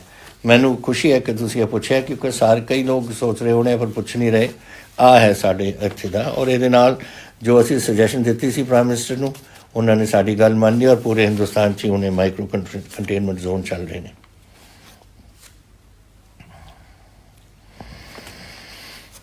ਇਹ ਮੈਨੂੰ ਪੁੱਛਿਆ ਮਨਪ੍ਰੀਤ ਸਿੰਘ ਜੀ ਖਮਾਣੋ ਕਲਾਂ ਫਤਿਹਗੜ੍ਹ ਸਾਹਿਬ ਤੋਂ। ਉਹਨਾਂ ਨੇ ਕਿਹਾ ਕਿ ਮੈਂ ਖਮਾਣੋ ਦਾ ਰਹਿਣ ਵਾਲਾ ਹੈ, ਮੈਂ ਇੱਕ ਗਰੀਬ ਦੁਕਾਨਦਾਰ ਹੈ। ਮੇਰੀ ਬੇਟੀ ਗਾਰਡਨ ਵੈਲੀ ਇੰਟਰਨੈਸ਼ਨਲ ਸਕੂਲ 'ਚ ਪੜ੍ਹਦੀ ਸੀ, ਔਰ ਸਕੂਲ ਨੇ ਐਨੂਅਲ ਚਾਰਜਸ ਮੈਥੋਂ ਮੰਗੇ, ਅਤੇ ਮੈਂ ਉਹ ਜਦ ਨਹੀਂ ਦੇ ਸਕਿਆ ਸੀ ਕਿ ਸਾਨੂੰ ਲਿਸਟ ਦੇ ਵਿੱਚੋਂ ਸਾਨੂੰ ਕੱਟ ਦਿੱਤਾ ਹੈ, ਔਰ ਮੈਨੂੰ ਹੋਮਵਰਕ ਵੀ ਨਹੀਂ ਦੇ ਰਹੇ ਇਸ ਵੇਲੇ। ਮੇਰੀ ਪਲੀਜ਼ ਮਦਦ ਕਰੋ। ਬੇਟਾ ਮੈਂ ਕਿਹਾ ਹੋਇਆ ਸਾਰੇ ਸਕੂਲਾਂ ਨੂੰ, ਕੋਈ ਕਿਸੇ ਨੂੰ ਨਹੀਂ ਕੱਢੇਗਾ ਇਸ 'ਚ, ਔਰ ਮੈਂ ਹੁਣੀ ਡਿਪਟੀ ਕਮਿਸ਼ਨਰ ਨੂੰ ਦੱਸ ਰਿਹਾ ਕਿ ਜਾ ਕੇ ਉੱਥੇ ਦੇਖ ਕੇ ਆਉਣ ਕਿ ਸਕੂਲ ਨੇ ਇਹ ਉਲੰਘਣਾ ਕਿਉਂ ਕੀਤੀ ਹੈ। ਉਹਨਾਂ 'ਤੇ ਅਗਰ ਸਾਨੂੰ ਕੋਈ ਪੈਨਲਟੀ ਵੀ ਲਾਉਣੀ ਪਊ, ਮੈਂ ਪੈਨਲਟੀ ਲਾਉਣ ਨੂੰ ਤਿਆਰ ਹੈ। ਕੋਈ ਬੱਚੇ ਨੂੰ ਇਹ ਅਗਰ ਦੁਖੀ ਕਰਨਗੇ ਤਾਂ ਮੈਂ ਫਿਰ ਉਹਦੇ ਬੈਠਾ ਮੈਂ ਦੇਖੂੰਗਾ ਕਿ ਕੈਸੇ ਬੱਚਿਆਂ ਨੂੰ ਉੱਥੇ ਇਹਨਾਂ ਦੁਖੀ ਕਰਨਗੇ, ਔਰ ਇਹ ਬੱਚੀ ਨੂੰ ਅਸੀਂ ਤੁਹਾਡੇ ਬੱਚੀ ਨੂੰ ਜ਼ਰੂਰ ਦੇਖਾਂਗੇ ਕਿ ਸਕੂਲ ਵਾਪਸ ਲਵੇ। ਔਰ ਡਿਪਟੀ ਕਮਿਸ਼ਨਰ ਨੂੰ ਮੈਂ ਹੁਣ ਅੱਜ ਹੀ ਦੱਸ ਰਿਹਾ ਕਿ ਅੱਜ ਜਾਂ ਕੱਲ੍ਹ ਤਾਈਂ ਉੱਥੇ ਪਹੁੰਚ ਕੇ, ਕੱਲ੍ਹ ਐਤਵਾਰ ਹੈ, ਕੋਈ ਗੱਲ ਨਹੀਂ, ਪਤਾ ਕਰੇ ਨੇ ਕੌਣ ਹੈ ਸਕੂਲ ਦੇ ਇੰਚਾਰਜ, ਔਰ ਇਹਨੂੰ ਠੀਕ ਕਰਨ ਜਾ ਕੇ। ਇਹ ਪੁੱਛਿਆ ਸਵਾਲ, ਕੋਈ ਨਾਂ ਨਹੀਂ ਹੈ ਸਕੂਲ 'ਚ। ਉਹਨਾਂ ਨੇ ਪੁੱਛਿਆ ਕਿ ਮੈਂ ਬੜੀ ਜਲਿਆਂਵਾਲਾ ਬਾਗ ਦਾ ਜਿਹੜਾ ਕੰਮ ਚੱਲ ਰਿਹਾ ਹੈ, ਉਹਦੇ ਵਿੱਚ ਮੈਨੂੰ ਕੁਛ ਇਹੋ ਜਿਹੀ ਤਸਵੀਰਾਂ ਦੇਖੀਆਂ ਸੀ ਜਿਹੜੀ ਹੋਣੀਆਂ ਨਹੀਂ ਚਾਹੀਦੀਆਂ ਸੀ ਉੱਥੇ। ਇੱਕ ਪਾਸੇ ਨੇ ਸਾਡੇ ਫਰੀਡਮ ਫਾਈਟਰਸ ਦੀ ਪਿਕਚਰ ਤਸਵੀਰਾਂ, ਔਰ ਦੂਜੇ ਕੋਈ ਹੋਰ ਕਿਸਮ ਦੀ ਤਸਵੀਰਾਂ, ਅਤੇ ਇਹ ਕਿਹਦਾ ਐਕਸ਼ਨ ਔਰ ਕੀ ਐਕਸ਼ਨ ਲਿੱਤਾ ਜਾਵੇਗਾ। ਬੇਟਾ ਹੁਣ ਇਹ ਪ੍ਰਬੰਧ ਸਾਡੇ ਕੋਲ ਨਹੀਂ ਰਿਹਾ। ਇਹ ਹੁਣ archaeological survey ASI of India, archaeological survey of India ਕਹਿੰਦੇ ਨੇ ASI ਨੂੰ, ਮਿਨਿਸਟਰੀ ਆਫ ਕਲਚਰ ਦੇ ਅਧੀਨ ਆਉਂਦਾ, ਗਵਰਨਮੈਂਟ ਆਫ ਇੰਡੀਆ ਦੇ। ਔਰ ਜਦ ਤੋਂ ਇਹ ਰੌਲਾ ਪਿਆ, ਉਹਨਾਂ ਨੇ ਮੈਂ ਸੁਣਿਆ ਕਿ ਉਹ ਤਸਵੀਰਾਂ ਹਟਾ ਦਿੱਤੀਆਂ ਨੇ, ਲੇਕਿਨ ਉਹਨਾਂ ਦੀ ਜ਼ਿੰਮੇਵਾਰੀ ਸੀ, ਔਰ ਅਸੀਂ ਜਦ ਸਾਨੂੰ ਪਤਾ ਲੱਗਿਆ ਅਸੀਂ ਉਹਨਾਂ ਨੂੰ ਦੱਸਿਆ ਸੀ, ਔਰ ਉਹ ਚੱਕ ਦਿੱਤੀਆਂ ਨੇ, ਉਹ ਹੈ ਨਹੀਂ ਇਸ ਵੇਲੇ। ਲੇਕਿਨ ਉਹਨਾਂ ਦਾ ਪੂਰਾ ਹੁਣ ਪ੍ਰਬੰਧ ਸਾਡਾ ਪੰਜਾਬ ਦਾ ਉਹਦੇ ਨਾਲ ਕੁਛ ਨਹੀਂ, ਸਾਰਾ ਹੀ ਗਵਰਨਮੈਂਟ ਆਫ ਇੰਡੀਆ ਨੇ ਸੰਭਾਲ ਲਿੱਤਾ। ਇਹ ਹੁਣ ਬਾਰ-ਬਾਰ ਇਹ ਆਈ ਜਾਂਦੀ ਹੈ ਸੋਸ਼ਲ ਮੀਡੀਆ 'ਤੇ, ਔਰ ਮੈਂ ਇਹਦਾ ਜਵਾਬ ਵੀ ਦੇ ਦਿੱਤਾ। ਔਰ ਮੈਨੂੰ ਸਮਝ ਨਹੀਂ ਆਉਂਦੀ ਕਿ ਹਰ ਚੀਜ਼ ਦੇ ਵਿੱਚ ਸਿਆਸਤ ਖੇਡਦੇ ਨੇ ਲੋਕ। ਆਮ ਆਦਮੀ ਪਾਰਟੀ ਵੀ ਇਹ ਕਹਿੰਦੀ ਹੈ, ਅਕਾਲੀ ਦਲ ਵੀ ਇਹ ਕਹਿੰਦੀ ਹੈ ਕਿ ਚੀਫ ਮਿਨਿਸਟਰ ਦੇ ਫੰਡ ਦੇ ਵਿੱਚ 67 ਕਰੋੜ ਰੁਪਈਆ ਆਇਆ, ਸਿਰਫ ਇਸਤੇਮਾਲ ਤੁਸੀਂ ਕੀਤਾ 2 ਕਰੋੜ 28 ਹਜ਼ਾਰ। ਮੈਨੂੰ ਸਮਝ ਨਹੀਂ ਆਉਂਦੀ ਇਹ ਲੋਕਾਂ ਦੀ। ਹਾਲੇ ਤਾਂ ਬਿਮਾਰੀ ਦੇ ਅਸੀਂ ਪੀਕ 'ਤੇ ਨਹੀਂ ਪਹੁੰਚੇ, ਪਤਾ ਨਹੀਂ ਕਿੰਨੇ ਪੈਸਿਆਂ ਦੀ ਸਾਨੂੰ ਲੋੜ ਹੈ। ਇਸ ਵੇਲੇ 300 ਕਰੋੜ ਪੰਜਾਬ ਦਾ ਖਰਚਾ ਹੋ ਗਿਆ ਕੋਵਿਡ 'ਤੇ, ਔਰ 500 ਕਰੋੜ ਅਸੀਂ ਸਮਝਦੇ ਹਾਂ ਕਿ ਸਾਡਾ ਉੱਥੇ ਤਾਈਂ ਪਹੁੰਚ ਜਾਣਾ ਹੈ। ਇੰਨਾ ਤਾਂ ਅਸੀਂ ਖਰਚ ਰਹੇ ਹਾਂ। ਇਹ 27 ਕਰੋੜ ਜਿਹੜਾ 60 ਕਰੋੜ ਆਇਆ ਚੀਫ ਮਿਨਿਸਟਰ ਫੰਡ ਦਾ, ਸਿਰਫ ਕੋਵਿਡ ਵਾਸਤੇ ਰੱਖਿਆ ਹੈ। It's a Covid relief fund, ਔਰ ਉਹ ਕਦੋਂ ਜਦੋਂ ਸਾਨੂੰ ਲੋੜ ਪਵੇਗੀ, ਪਤਾ ਨਹੀਂ ਕਦੋਂ ਤਾਂ ਇਹ ਬਿਮਾਰੀ ਚੱਲਣੀ ਹੈ, ਅਗਲੇ 6 ਮਹੀਨੇ, ਅਗਲਾ ਸਾਲ, ਅਗਲੇ 2 ਸਾਲ, ਰੱਬ ਜਾਣਦਾ ਹੈ। ਤਾਂ ਜਦੋਂ ਪਤਾ ਲੱਗੂਗਾ ਸਾਨੂੰ ਕਿ ਉੱਥੇ ਇਹ ਜਦੋਂ ਸਾਨੂੰ ਕੁਛ ਤਾਂ ਰਿਜ਼ਰਵ ਸਾਨੂੰ ਪੈਸੇ ਰੱਖਣੇ ਪੈਣਗੇ ਕਿ ਅਗਰ ਇਹ ਇਸ ਤਰੀਕੇ ਨਾਲ ਆ ਜਾਏ ਔਰ ਫੈਲ ਜਾਏ ਔਰ ਬਹੁਤ ਨੁਕਸਾਨ ਹੋ ਜਾਏ ਲੋਕਾਂ ਦਾ, ਫਿਰ ਅਸੀਂ ਰਿਲੀਫ ਕਿੱਥੋਂ ਦੇਵਾਂਗੇ।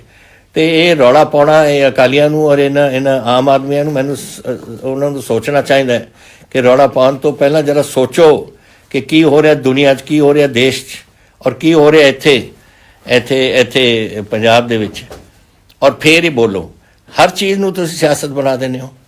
ਇੱਥੇ ਲੋਕਾਂ ਦੀ ਜਾਨਾਂ ਜਾ ਰਹੀਆਂ ਨੇ ਔਰ ਤੁਹਾਨੂੰ ਮੇਰਾ ਖਿਆਲ ਸਮਝਣਾ ਚਾਹੀਦਾ ਹੈ ਤੁਸੀਂ ਸਿਆਸੀ ਲੋਕ ਸ਼ੁੱਡ ਬੀ ਰਿਸਪੌਂਸਿਬਲ ਪੀਪਲ।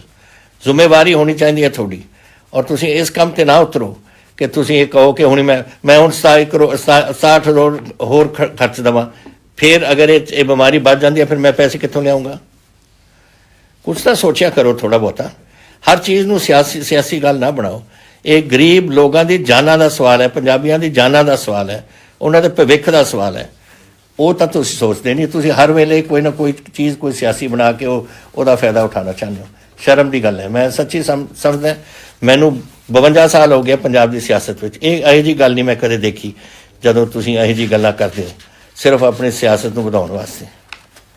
ਤੋ ਇਹ ਸਾਡੇ ਕੋਲ ਪਿਆ ਹੈ।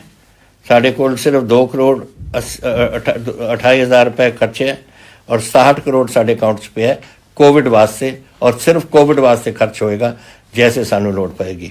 ਇਸ ਵੇਲੇ ਕਿਸੇ ਨੂੰ ਨਹੀਂ ਪਤਾ, ਨਾ ਤੁਹਾਨੂੰ ਨਾ ਮੈਨੂੰ ਨਾ ਦੁਨੀਆ ਦੇ ਮਾਹਰਾਂ ਨੂੰ, ਕਿ ਇਹ ਬਿਮਾਰੀ ਕਦੋਂ ਤੱਕ ਚੱਲਣੀ ਹੈ। ਦੇਖ ਲਓ ਦੁਨੀਆ ਦੇ ਵਿੱਚ ਕੀ ਹੋ ਰਿਹਾ, ਰੋਜ਼ ਟੈਲੀਵਿਜ਼ਨ ਤੁਸੀਂ ਦੇਖ ਰਹੇ ਹੋ। ਦੇਖ ਲਓ ਦੇਸ਼ ਦੇ ਵਿੱਚ ਕੀ ਹੋ ਰਿਹਾ। ਨੰਬਰ 2 'ਤੇ ਆ ਗਿਆ ਹਿੰਦੁਸਤਾਨ ਅੱਜ ਬਿਮਾਰੀ ਦੇ ਲਿਹਾਜ਼ ਨਾਲ, ਔਰ ਆਪਣੇ ਬਿਮਾਰੀ ਬਹੁਤ ਵੱਧ ਰਹੀ ਹੈ ਤੇਜ਼ੀ ਨਾਲ। ਇਹ ਸਾਰੀਆਂ ਚੀਜ਼ਾਂ ਸਾਨੂੰ ਦੇਖਣੀਆਂ ਚਾਹੀਦੀਆਂ ਨੇ ਔਰ ਸਾਨੂੰ ਜ਼ਿੰਮੇਵਾਰੀ ਨਾਲ ਗੱਲ ਕਰਨਾ ਚਾਹੀਦੀ ਹੈ।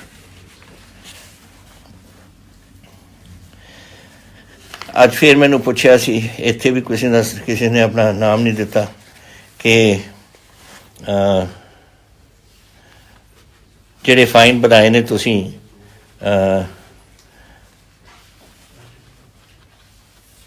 ਇੱਕ ਦੇਖੋ ਇਹਦਾ ਤਾਂ ਬੜਾ ਸਿੰਪਲ ਕੰਮ ਹੈ। 3 ਚੀਜ਼ਾਂ ਅਸੀਂ ਰੱਖੀਆਂ ਸੀ। ਇੱਕ, ਮਾਸਕ ਪਾਉਣਾ, ਅਗਰ ਤੁਸੀਂ ਮਾਸਕ ਨਹੀਂ ਪਾਓਗੇ ਉਹਦੇ 'ਤੇ ਫਾਈਨ।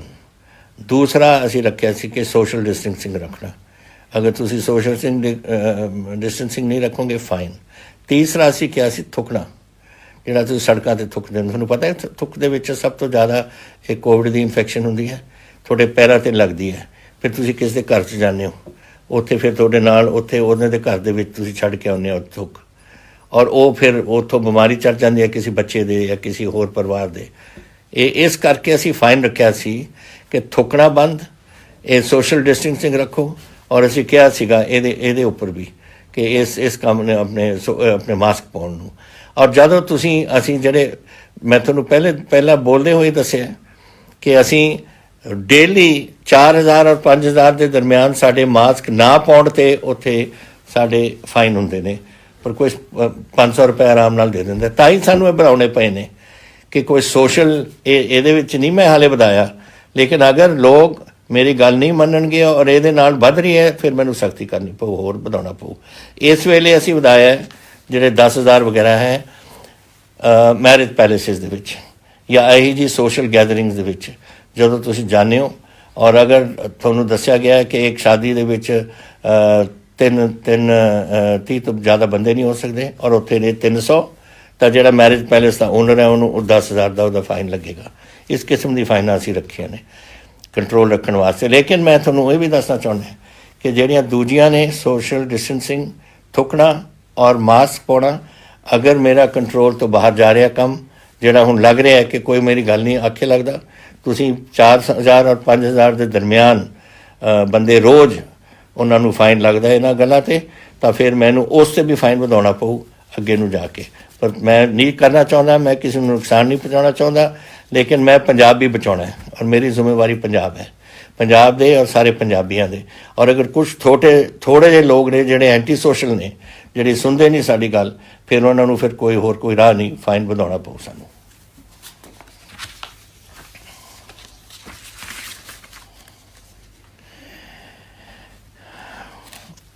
ਮੈਨੂੰ ਫਿਰ ਆਪਣਾ ਨਾਂ ਜ਼ਰੂਰ ਰੱਖ ਦਿਆ ਕਰੋ, ਕਿਉਂਕਿ ਨਾਂ ਜਦ ਆਉਂਦਾ ਫਿਰ ਮੈਂ ਪੜ੍ਹ ਸਕਦਾ ਔਰ ਦੱਸ ਸਕਦਾ ਕਿਹਦਾ ਸਵਾਲ ਹੈ। ਇਹ ਆਇਆ ਤੁਹਾਡਾ ਕਿ ਤੁਸੀਂ ਬੜੀ ਚੰਗੀ ਗੱਲ ਕੀਤੀ ਕਿ ਪਲਾਜ਼ਮਾ ਬੈਂਕ ਪੰਜਾਬ ਦੇ ਵਿੱਚ ਖੋਲ੍ਹ ਦਿੱਤਾ, ਔਰ ਇਹ ਮੈਂ ਸਮਝਦਾ ਕਿ ਬਹੁਤ ਘੱਟ ਹੈ। ਉਹ ਮੈਂ ਕਹਿ ਚੁੱਕਿਆ ਤੁਹਾਨੂੰ ਕਿ ਅਸੀਂ 2 ਹੋਰ ਪਲਾਜ਼ਮਾ ਬੈਂਕ ਦਾ ਫੈਸਲਾ ਕੀਤਾ ਹੈ। ਮੈਡੀਕਲ ਕਾਲਜ ਅੰਮ੍ਰਿਤਸਰ ਔਰ ਮੈਡੀਕਲ ਕਾਲਜ ਫਰੀਦਕੋਟ ਔਰ ਮੈਡੀਕਲ ਕਾਲਜ ਪਟਿਆਲੇ ਤਾਂ ਹੈ ਹੀ, ਅਤੇ 3 ਹੋ ਜਾਣਗੇ ਸਾਡੇ ਕੋਲ ਬੈਂਕਸ। ਔਰ ਉਹਦੇ ਵਿੱਚ ਹੈ ਨਾ ਕਿ ਜਿਹੜੇ ਜੈਸੇ ਹੁਣ ਅਗਰ 9,000 ਬੰਦਿਆਂ ਨੂੰ ਇਸ ਵੇਲੇ ਕਰੋਨਾ ਦੀ ਬਿਮਾਰੀ ਤੋਂ ਨਿਕਲੇ ਨੇ, ਉਹੀ ਦੇ ਸਕਦੇ ਨੇ ਇਹ ਖੂਨ। ਉਹਦੇ ਵਿੱਚੋਂ ਜੈਸੇ 17 ਬੰਦੇ ਨੂੰ ਆਉਣਾ ਸੀ ਪਟਿਆਲੇ, ਸਿਰਫ 7 ਦਾ ਖੂਨ ਅਸੀਂ ਲੈ ਸਕੇ ਹਾਂ। ਸੋ ਕਾਫੀ ਪਰਸੈਂਟੇਜ ਹੈ ਇਹ। ਉਹ ਕਿਉਂਕਿ ਉਹ ਜਿਹੜੇ ਐਂਟੀਬਾਡੀਜ਼ ਨੇ ਜਿਹਦੇ ਵਾਸਤੇ ਪਲਾਜ਼ਮਾ ਬੈਂਕ ਰੱਖਿਆ, ਉਹਨਾਂ ਦੀ ਨਾ ਬਣੀਆਂ ਐਂਟੀਬਾਡੀਜ਼ ਨਹੀਂ ਬਣੀਆਂ ਜਾਂ ਕੋਈ ਮੈਡੀਕਲੀ ਤੌਰ 'ਤੇ ਉਹ ਬਲੱਡ ਨਹੀਂ ਲੈ ਸਕਦੇ ਸੀ, ਤਾਂ ਉਹ ਤਕਰੀਬਨ ਬਣਦਾ ਹੈ ਕਿੰਨਾ, ਕੋਈ 40% ਬਣਦਾ ਹੈ। ਔਰ 40% 9,000 ਦੇ ਵਿੱਚੋਂ 3600 ਬੰਦੇ ਨੇ। ਇਹ ਅੱਛੀ ਹੋਏਗੀ ਗੱਲ ਕਿ ਜਦੋਂ ਇਹ ਪਲਾਜ਼ਮਾ ਬੈਂਕ ਖੁੱਲ੍ਹ ਜਾਣ, ਜਿਹੜੇ ਤੁਸੀਂ ਅੰਮ੍ਰਿਤਸਰ ਦੇ ਹੋ ਜਾਂ ਉਸ ਇਲਾਕੇ ਦੇ ਜਾਂ ਇੱਧਰਲੇ ਪਾਸੇ ਫਰੀਦਕੋਟ ਇਲਾਕੇ ਦੇ, ਉੱਧਰ ਤੁਸੀਂ ਜਾਓ ਔਰ ਪਟਿਆਲੇ ਵਾਲੇ ਇੱਧਰ ਆ ਜਾਓ, ਆਪਣਾ ਖੂਨ ਦਿਓ, ਕਿਉਂਕਿ ਘੱਟ ਲੋਕ ਦਾ ਖੂਨ ਉਹ ਲੈਣਗੇ, ਲੇਕਿਨ ਖੂਨ ਦੀ ਸਾਨੂੰ ਬਹੁਤ ਲੋੜ ਹੈ। ਤੋ ਜਿੰਨੇ ਤੁਸੀਂ ਦੇ ਸਕਦੇ ਹੋ ਦਿਓ। ਔਰ ਤੁਸੀਂ ਇਹ ਵੀ ਮੈਨੂੰ ਕਿਹਾ ਹੈ ਔਰ ਮੈਂ ਤੁਹਾਨੂੰ ਵਧਾਈ ਦਿੰਦਾ ਕਿ ਮੈਂ ਪਲਾਜ਼ਮਾ ਆਪਣਾ ਦੇਣਾ ਚਾਹੁੰਦਾ, ਮੈਨੂੰ ਕੀ ਕਰਨਾ ਚਾਹੀਦਾ। ਇਸ ਵੇਲੇ ਤੱਕ ਤਾਂ ਬੇਟਾ ਸਿਰਫ ਤੁਸੀਂ ਦੇ ਸਕਦੇ ਹੋ ਪਟਿਆਲੇ। ਜੈਸੇ ਦੂਜੇ ਜਦ ਬੈਂਕ ਖੁੱਲ੍ਹ ਜਾਣਗੇ ਆਪਣੇ ਫਰੀਦਕੋਟ ਔਰ ਅੰਮ੍ਰਿਤਸਰ, ਫਿਰ ਉੱਧਰਲੇ ਲੋਕ ਜਿਹੜੇ ਰਹਿੰਦੇ ਨੇ ਉੱਥੇ ਜਾ ਸਕਦੇ ਹੋ। ਲੇਕਿਨ ਅਗਰ ਤੁਸੀਂ ਜ਼ਰੂਰ ਦੇਣਾ ਚਾਹੁੰਦੇ ਹੋ ਤਾਂ ਜ਼ਰੂਰ ਜਾਓ ਪਟਿਆਲੇ ਔਰ ਆਪਣੇ ਪਲਾਜ਼ਮਾ ਬੈਂਕ ਦੇ ਵਿੱਚ ਉਹ ਤੁਹਾਡਾ ਖੂਨ ਲੈਣਗੇ। ਇੱਕ ਹੋਰ ਮੈਨੂੰ ਪੁੱਛਿਆ, ਫਿਰ ਕੋਈ ਨਾਮ ਨਹੀਂ, ਉਹਦੇ 'ਚ ਕਿ ਬੁਢਾਪਾ ਪੈਨਸ਼ਨ ਜਿਨ੍ਹਾਂ ਨੂੰ ਮਿਲ ਰਿਹਾ ਸੀ, ਉਹਨਾਂ ਦਾ 70,000 ਤੁਸੀਂ ਬੰਦੇ ਉਹਨਾਂ ਦੇ ਨਾਮ ਤੁਸੀਂ ਕਟਾ ਦਿੱਤੇ ਨੇ ਪੈਨਸ਼ਨ ਸਕੀਮ ਤੋਂ। ਇਹ ਪਲੀਜ਼ ਦੱਸੋ ਮੈਨੂੰ ਕਿਉਂ ਕੀਤਾ ਤੁਸੀਂ? ਦੇਖੋ, ਜਦੋਂ ਸਰਕਾਰਾਂ ਹੁੰਦੀਆਂ ਨੇ ਔਰ ਉਹ ਆਪਣੇ ਸਮਾਜ ਤੋਂ ਉੱਠ ਕੇ ਆਪਣੇ ਖੁਦਗਰਜ਼ ਬਣ ਜਾਣ ਨਾ, ਔਰ ਉਹਨਾਂ ਬੰਦਿਆਂ ਨੂੰ ਬਣਾ ਲੈਣ ਬੁਢਾਪਾ ਪੈਨਸ਼ਨ ਦੇਣ ਵਾਸਤੇ ਜਿਹੜੇ ਘੱਟ ਉਮਰ ਦੇ ਨੇ, 20 ਸਾਲ ਦੇ, 30 ਸਾਲ ਦੇ, 40 ਸਾਲ ਦੇ, ਜਦੋਂ 65 ਸਾਲ ਦੀ ਉਮਰ ਹੁੰਦੀ ਹੈ ਬੁਢਾਪਾ, ਉਹਨਾਂ ਉਹ 70,000 ਅਸੀਂ ਕੱਟੇ ਨੇ। ਲੇਕਿਨ ਇਹ ਵੀ ਦੱਸੋ ਨਾ ਕਿ ਅਸੀਂ ਪਹਿਲਾਂ ਹੁੰਦੇ ਸੀ 19 ਲੱਖ ਬੰਦਿਆਂ ਨੂੰ ਜਿਹੜੀ ਪੈਨਸ਼ਨ ਮਿਲਦੀ ਸੀ, ਹੁਣ ਅਸੀਂ ਇਹਦੇ ਵਿੱਚ ਬੰਦੇ ਜੋੜ ਕੇ 25 ਲੱਖ ਕਰ ਦਿੱਤੇ। 70 ਖਰਾਬ ਕਢਾਤੇ ਔਰ 6 ਲੱਖ ਹੋਰ ਵਧਾਤਾ ਸੀ। ਇੰਨਾ ਤੁਸੀਂ ਦੇਖ ਲਓ ਕਿ ਅਸੀਂ ਤਾਂ 6 ਲੱਖਾਂ ਨੂੰ बढ़ाया। 70,000 ਘਟਾਏ ਨੇ ਜੋ ਗਲਤ ਲੈ ਰਹੇ ਸੀ, ਔਰ ਜੋ ਸਹੀ ਵਿਚਾਰੇ ਗਰੀਬ ਬੈਠੇ ਆਪਣੇ ਬਜ਼ੁਰਗ ਬੈਠੇ ਸੀ ਉਹਨਾਂ ਨੂੰ ਅਸੀਂ ਜੋੜਿਆ। ਤੋ ਤੁਸੀਂ ਅਗਰ 70 ਘਟਾਇਆ ਔਰ 6 ਜੋੜਿਆ ਤਾਂ 5,30,000 ਐਕਸਟਰਾ ਹੋ ਗਏ ਨੇ ਪਹਿਲੇ ਨਾਲੋਂ। ਔਰ ਘਟਾਏ ਅਸੀਂ ਉਹ ਜਿਹੜੇ ਗਲਤ ਉਮਰ ਦੇ ਸੀ ਔਰ ਜਿਨ੍ਹਾਂ ਨੂੰ ਨਹੀਂ ਡਿਜ਼ਰਵਿੰਗ ਸੀ, ਜਿਨ੍ਹਾਂ ਨੂੰ ਨਹੀਂ ਮਿਲਣਾ ਚਾਹੀਦਾ ਸੀ, ਉਹਨਾਂ ਨੂੰ ਕੱਟਿਆ ਸੀ। ਬਾਕੀ ਜਿਨ੍ਹਾਂ ਨੂੰ ਮਿਲਣਾ ਚਾਹੀਦਾ ਉਹਨਾਂ ਨੂੰ ਅਸੀਂ ਜੋੜੇ। ਇੱਕ ਮੈਨੂੰ ਪੁੱਛਿਆ ਫਿਰ ਕਿ ਗਵਰਨਮੈਂਟ ਸਕੂਲਸ ਦੇ ਰਿਜ਼ਲਟ ਇੰਨੇ ਅੱਛੇ ਆਏ ਨੇ, ਇਹ ਬੜੀ ਇੱਕ ਸ਼ਲਾਘਾਯੋਗ ਗੱਲ ਹੋਈ ਹੈ। ਇਹ ਕੀ ਕਦਮ ਚੱਕੇ ਤੁਸੀਂ ਇਹਦੇ ਵਾਸਤੇ? ਦੇਖੋ, ਬੱਚਿਆਂ ਦੇ ਇੱਕ ਤਾਂ ਹੁੰਦੀ ਹੈ ਸਕੂਲ 'ਚ ਕੀ, ਇੱਕ ਸਮਾਰਟ ਸਕੂਲ ਅਸੀਂ ਬਣਾਏ, ਸਮਾਰਟ ਸਕੂਲ ਦੇ ਵਿੱਚ ਪੜ੍ਹਦੇ ਨੇ। ਇੱਕ ਰਿਕਰੂਟਮੈਂਟ ਟੀਚਰਾਂ ਦੀ ਕੀਤੀ ਹੈ, ਅੱਛੇ ਟੀਚਰ ਰਿਕਰੂਟ ਹੋਏ ਨੇ ਜਿਹਦੇ ਨਾਲ ਇਹ ਸਾਰੀ ਗੱਲ ਹੋਈ ਹੈ। ਫਿਰ ਸਾਇੰਸ ਟੀਚਰਸ ਜਿਹੜੇ ਨਹੀਂ ਸੀ ਬਾਰਡਰ ਏਰੀਆ 'ਚ ਖਾਸ ਕਰਕੇ, ਉਹਨਾਂ ਨੂੰ ਅਸੀਂ ਰੱਖਿਆ। ਫਿਰ ਅਟੈਂਡੈਂਸ, ਬੱਚੇ ਨਹੀਂ ਜਾਂਦੇ ਸੀ, ਅਸੀਂ ਹੁਣ ਬੜਾ ਸਖਤੀ ਨਾਲ ਕਿਹਾ ਕਿ ਰੋਜ਼ ਬੱਚੇ ਨੂੰ ਆਉਣਾ ਪਊਗਾ ਸਕੂਲ 'ਚ। ਔਰ ਮੈਥਡੋਲੋਜੀ ਸਿਖਲਾਈ ਦਾ ਤਰੀਕਾ, ਦਿਨ ਪਰ ਦਿਨ ਤਬਦੀਲੀਆਂ ਆਉਂਦੀਆਂ ਨੇ ਦੁਨੀਆ 'ਚ ਵਿੱਦਿਆ ਦੇ ਖੇਤਰ ਦੇ ਵਿੱਚ। ਔਰ ਇਹੀ ਅਸੀਂ ਵੀ ਨਵੀਂ ਐਂਟਰੈਂਸ ਜਿਸ ਤਰੀਕੇ ਨਾਲ ਐਜੂਕੇਸ਼ਨ ਹੁਣ ਵੱਧ ਰਿਹਾ ਉਹ ਅਸੀਂ ਆਪਣੇ ਸਕੂਲਾਂ 'ਚ ਇੰਟਰੋਡਿਊਸ ਕੀਤਾ ਔਰ ਉਹਦੇ ਨਾਲ ਬੜਾ ਫਰਕ ਪਿਆ। ਔਰ ਖਾਸ ਕਰਕੇ ਕਰੈਕ ਡਾਊਨ ਇੱਥੇ ਨਕਲ ਮਾਰਨੀ ਅਸੀਂ ਬੰਦ ਕਰਤੀ। ਬੱਚਿਆਂ ਨੂੰ ਬੜੀ ਨਕਲ ਮਾਰਨ ਦੀ ਆਦਤ ਸੀ ਨਾ, ਇਹ ਹੁੰਦੀ ਹੈ, ਸਦਾ ਹੀ ਚੱਲਦੀ ਸੀਗੀ ਉਸ ਪੁਰਾਣੇ ਜ਼ਮਾਨੇ ਤੋਂ। ਉਹ ਬਿਲਕੁਲ ਸਖਤੀ ਹੈ ਉਹਦੇ 'ਤੇ, ਕੋਈ ਨਕਲ ਨਹੀਂ ਇਹਦੇ 'ਚ। ਔਰ ਅਨਫੇਅਰ ਪ੍ਰੈਕਟਿਸ ਜਿਹੜੇ ਹੁੰਦੇ ਸੀ ਉਹ ਅਸੀਂ ਬਿਲਕੁਲ ਬੰਦ ਕਰ ਦਿੱਤੇ, ਕੋਈ ਅਸੀਂ ਹੋਣ ਨਹੀਂ ਦਿੰਦੇ।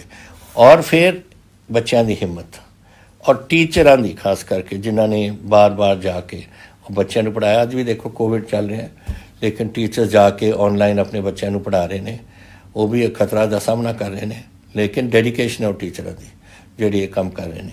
ਤੋ ਇਹ ਕਦਮ ਹੁੰਦੇ ਨੇ। ਔਰ ਸਾਡਾ ਮਹਿਕਮਾ ਜਿਹੜਾ ਐਜੂਕੇਸ਼ਨ ਹੈ इस ते बड़ा साडे मिनिस्टर साहब ईशू सिंगला जी और साडे सैकटरी साहब कृष्ण जी, ये दोनों बड़ा इहदे ते हिम्मत करके इस गल नूं इत्थे पहुँचाया। और मैं समझदा ये रिकॉर्ड है, ये पहली बार है कि गवर्नमेंट प्राइवेट स्कूल्स नूं छड्ड के लोग गवर्नमेंट स्कूलों दे विच आ रहे हैं। पहलां नहीं कदे होया। तो वधाई होए सारिਆਂ ਨੂੰ, महकमे नूं और टीचरां नूं और खास करके बच्चों नूं जिन्ना इन्ना तुसीं हुण इह गल ते पए हो ताकि थोड़ी एजुकेशन, क्योंकि तुसीं इह तां हाले तां स्कूल चों, स्कूल तो कॉलेज पाउणा है, यूनीवर्सिटी जानी है, फिर नौकरियां दे इम्तिहान आउणगे। जिन्नी थोड़ी ग्राउंडिंग चंगी होएगी थल्ले, उस दे हिसाब नाल ही थोड़ा फ्यूचर बनूगा।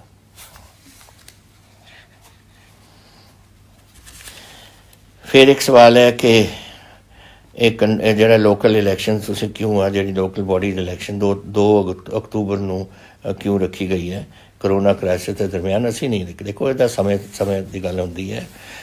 ਹਰ ਚੀਜ਼ ਦਾ ਇੱਕ ਸਿਸਟਮ ਹੁੰਦਾ ਹੈ, ਇੱਕ ਪ੍ਰੋਸੀਜਰ ਹੁੰਦਾ ਹੈ, ਇੱਕ ਸੰਵਿਧਾਨਿਕ ਗੱਲ ਹੁੰਦੀ ਹੈ।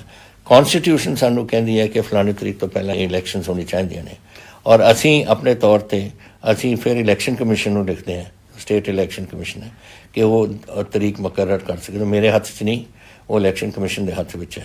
और इलैक्शन कमीशन को असीं डेट मंग रहे हैं अक्तूबर की, कि 2 हफ्ते सैकेंड वीक ऑफ अक्तूबर तो पहला कोई डेट दसो सानू, अगर हो सकता है तो इलैक्शन करा सकते हो तो करवा दो, क्योंकि एक कॉन्स्टिट्यूशन यदी रिक्वायरमेंट हैगी और जो संविधानिक रिक्वायरमेंट है आप कोई नहीं इत्थे पिट मोड़ सकते उस गल नूं, ये सानू कराउणी पैणगीआं। ये 2 तरीक पता नहीं तुहानूं किसने दे दी, हाले कोई तरीक नहीं असी नहीं मुकर्रर की। और 2 तरीक तक गांधी जी का जन्म दिन है, शायद वो लिंक करती होनी है, क्योंकि इस इलैक्शन नाल कोई लिंक नहीं। वो लिंक तो वो होगा उदों जदों सानू इलैक्शन कमीशन आप डेट देगी कि इस इलैक्शन तो इलैक्शन होनी है, फिर असी ऐलान करावांगे इसका।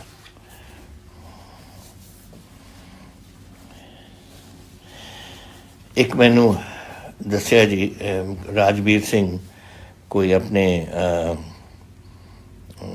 अक्यूट डिप्रैशन दे विच ने, CMC दे विच इम्तिहान होया। इन्हां ने 2 गोल्ड मैडल लिते ने साइकलिंग दे विच, स्पैशल ओलंपिक्स जो अमरीका दे विच 2015 च होया सी। और ਉਹਦੇ ਵਿੱਚ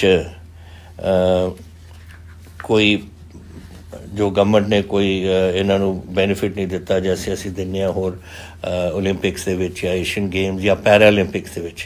ਮੈਨੂੰ पता लग्या कि ਜਿਹੜੀ ਇਹ स्पैशल ओलंपिक्स है ਇਹਦੇ वास्ते हाले कोई गवर्नमेंट की पॉलिसी नहीं बनी। मैं अज ही इसनूं भेज रहा स्पोर्ट्स डिपार्टमेंट नूं कि स्पैशल ओलंपिक्स जिहड़ी हुंदी है उन्हां नूं जैसे ओलंपिक्स है कोई ना कोई पॉलिसी बनाउण ताकि असीं इन्हां बच्चों नूं भी असीं इन्हां नूं दे सकीए जो उन्हां दे ड्यू है।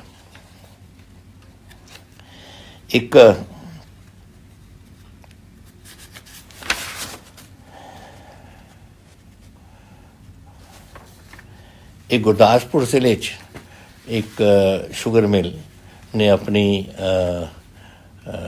एक 24 मार्च तो लैके 31 मार्च तक जदों लॉकडाउन होया अपनी मिल बंद करती और ਜਿਹੜੇ ਉੱਥੋਂ गन्ना लैके जाते से उन्होंने होर मिलों में जानी पई और फिर वो असी कहते हैं कि पेनल्टी लग गई 15% नहीं लगनी चाहिए सी। जिन्होंने किसी होर मिल च जाके 24 मार्च तो लैके 31 मार्च तक अपना गन्ना सप्लाई किया है उन्होंने पेनल्टी नहीं लगेगी। असी महकमे नूं मैं दस दांगा। उदों वो पता नहीं मिल्क ने क्यों बंद कर दी, घबरा गए या क्या कारण सी, लेकिन वो हुण नहीं लगेगी। तुसीं असी उन्होंने ऐलान करांगे दसांगे। एक तुसीं दस्सिआ मैनूं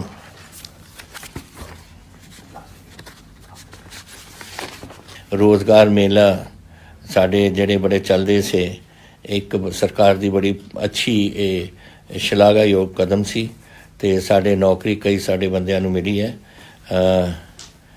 हुण कोविड दे विच की कर सकते हैं असीं जे मेले होणगे या नहीं।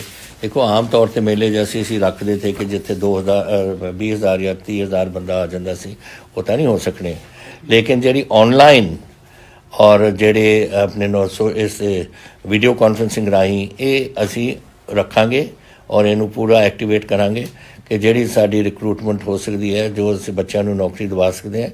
हुण ये तरीका सानू वरतना पऊ ਨਹੀਂ ਤਾਂ ਅਸੀਂ ਕਾਨੂੰਨ ਆਪ ਹੀ ਤੋੜਾਂਗੇ ਅਗਰ ਅਸੀਂ ਬੜੇ ਇੱਥੇ ਮੀਟਿੰਗਸ ਅਲਾਉ ਕਰਦੀਆਂ।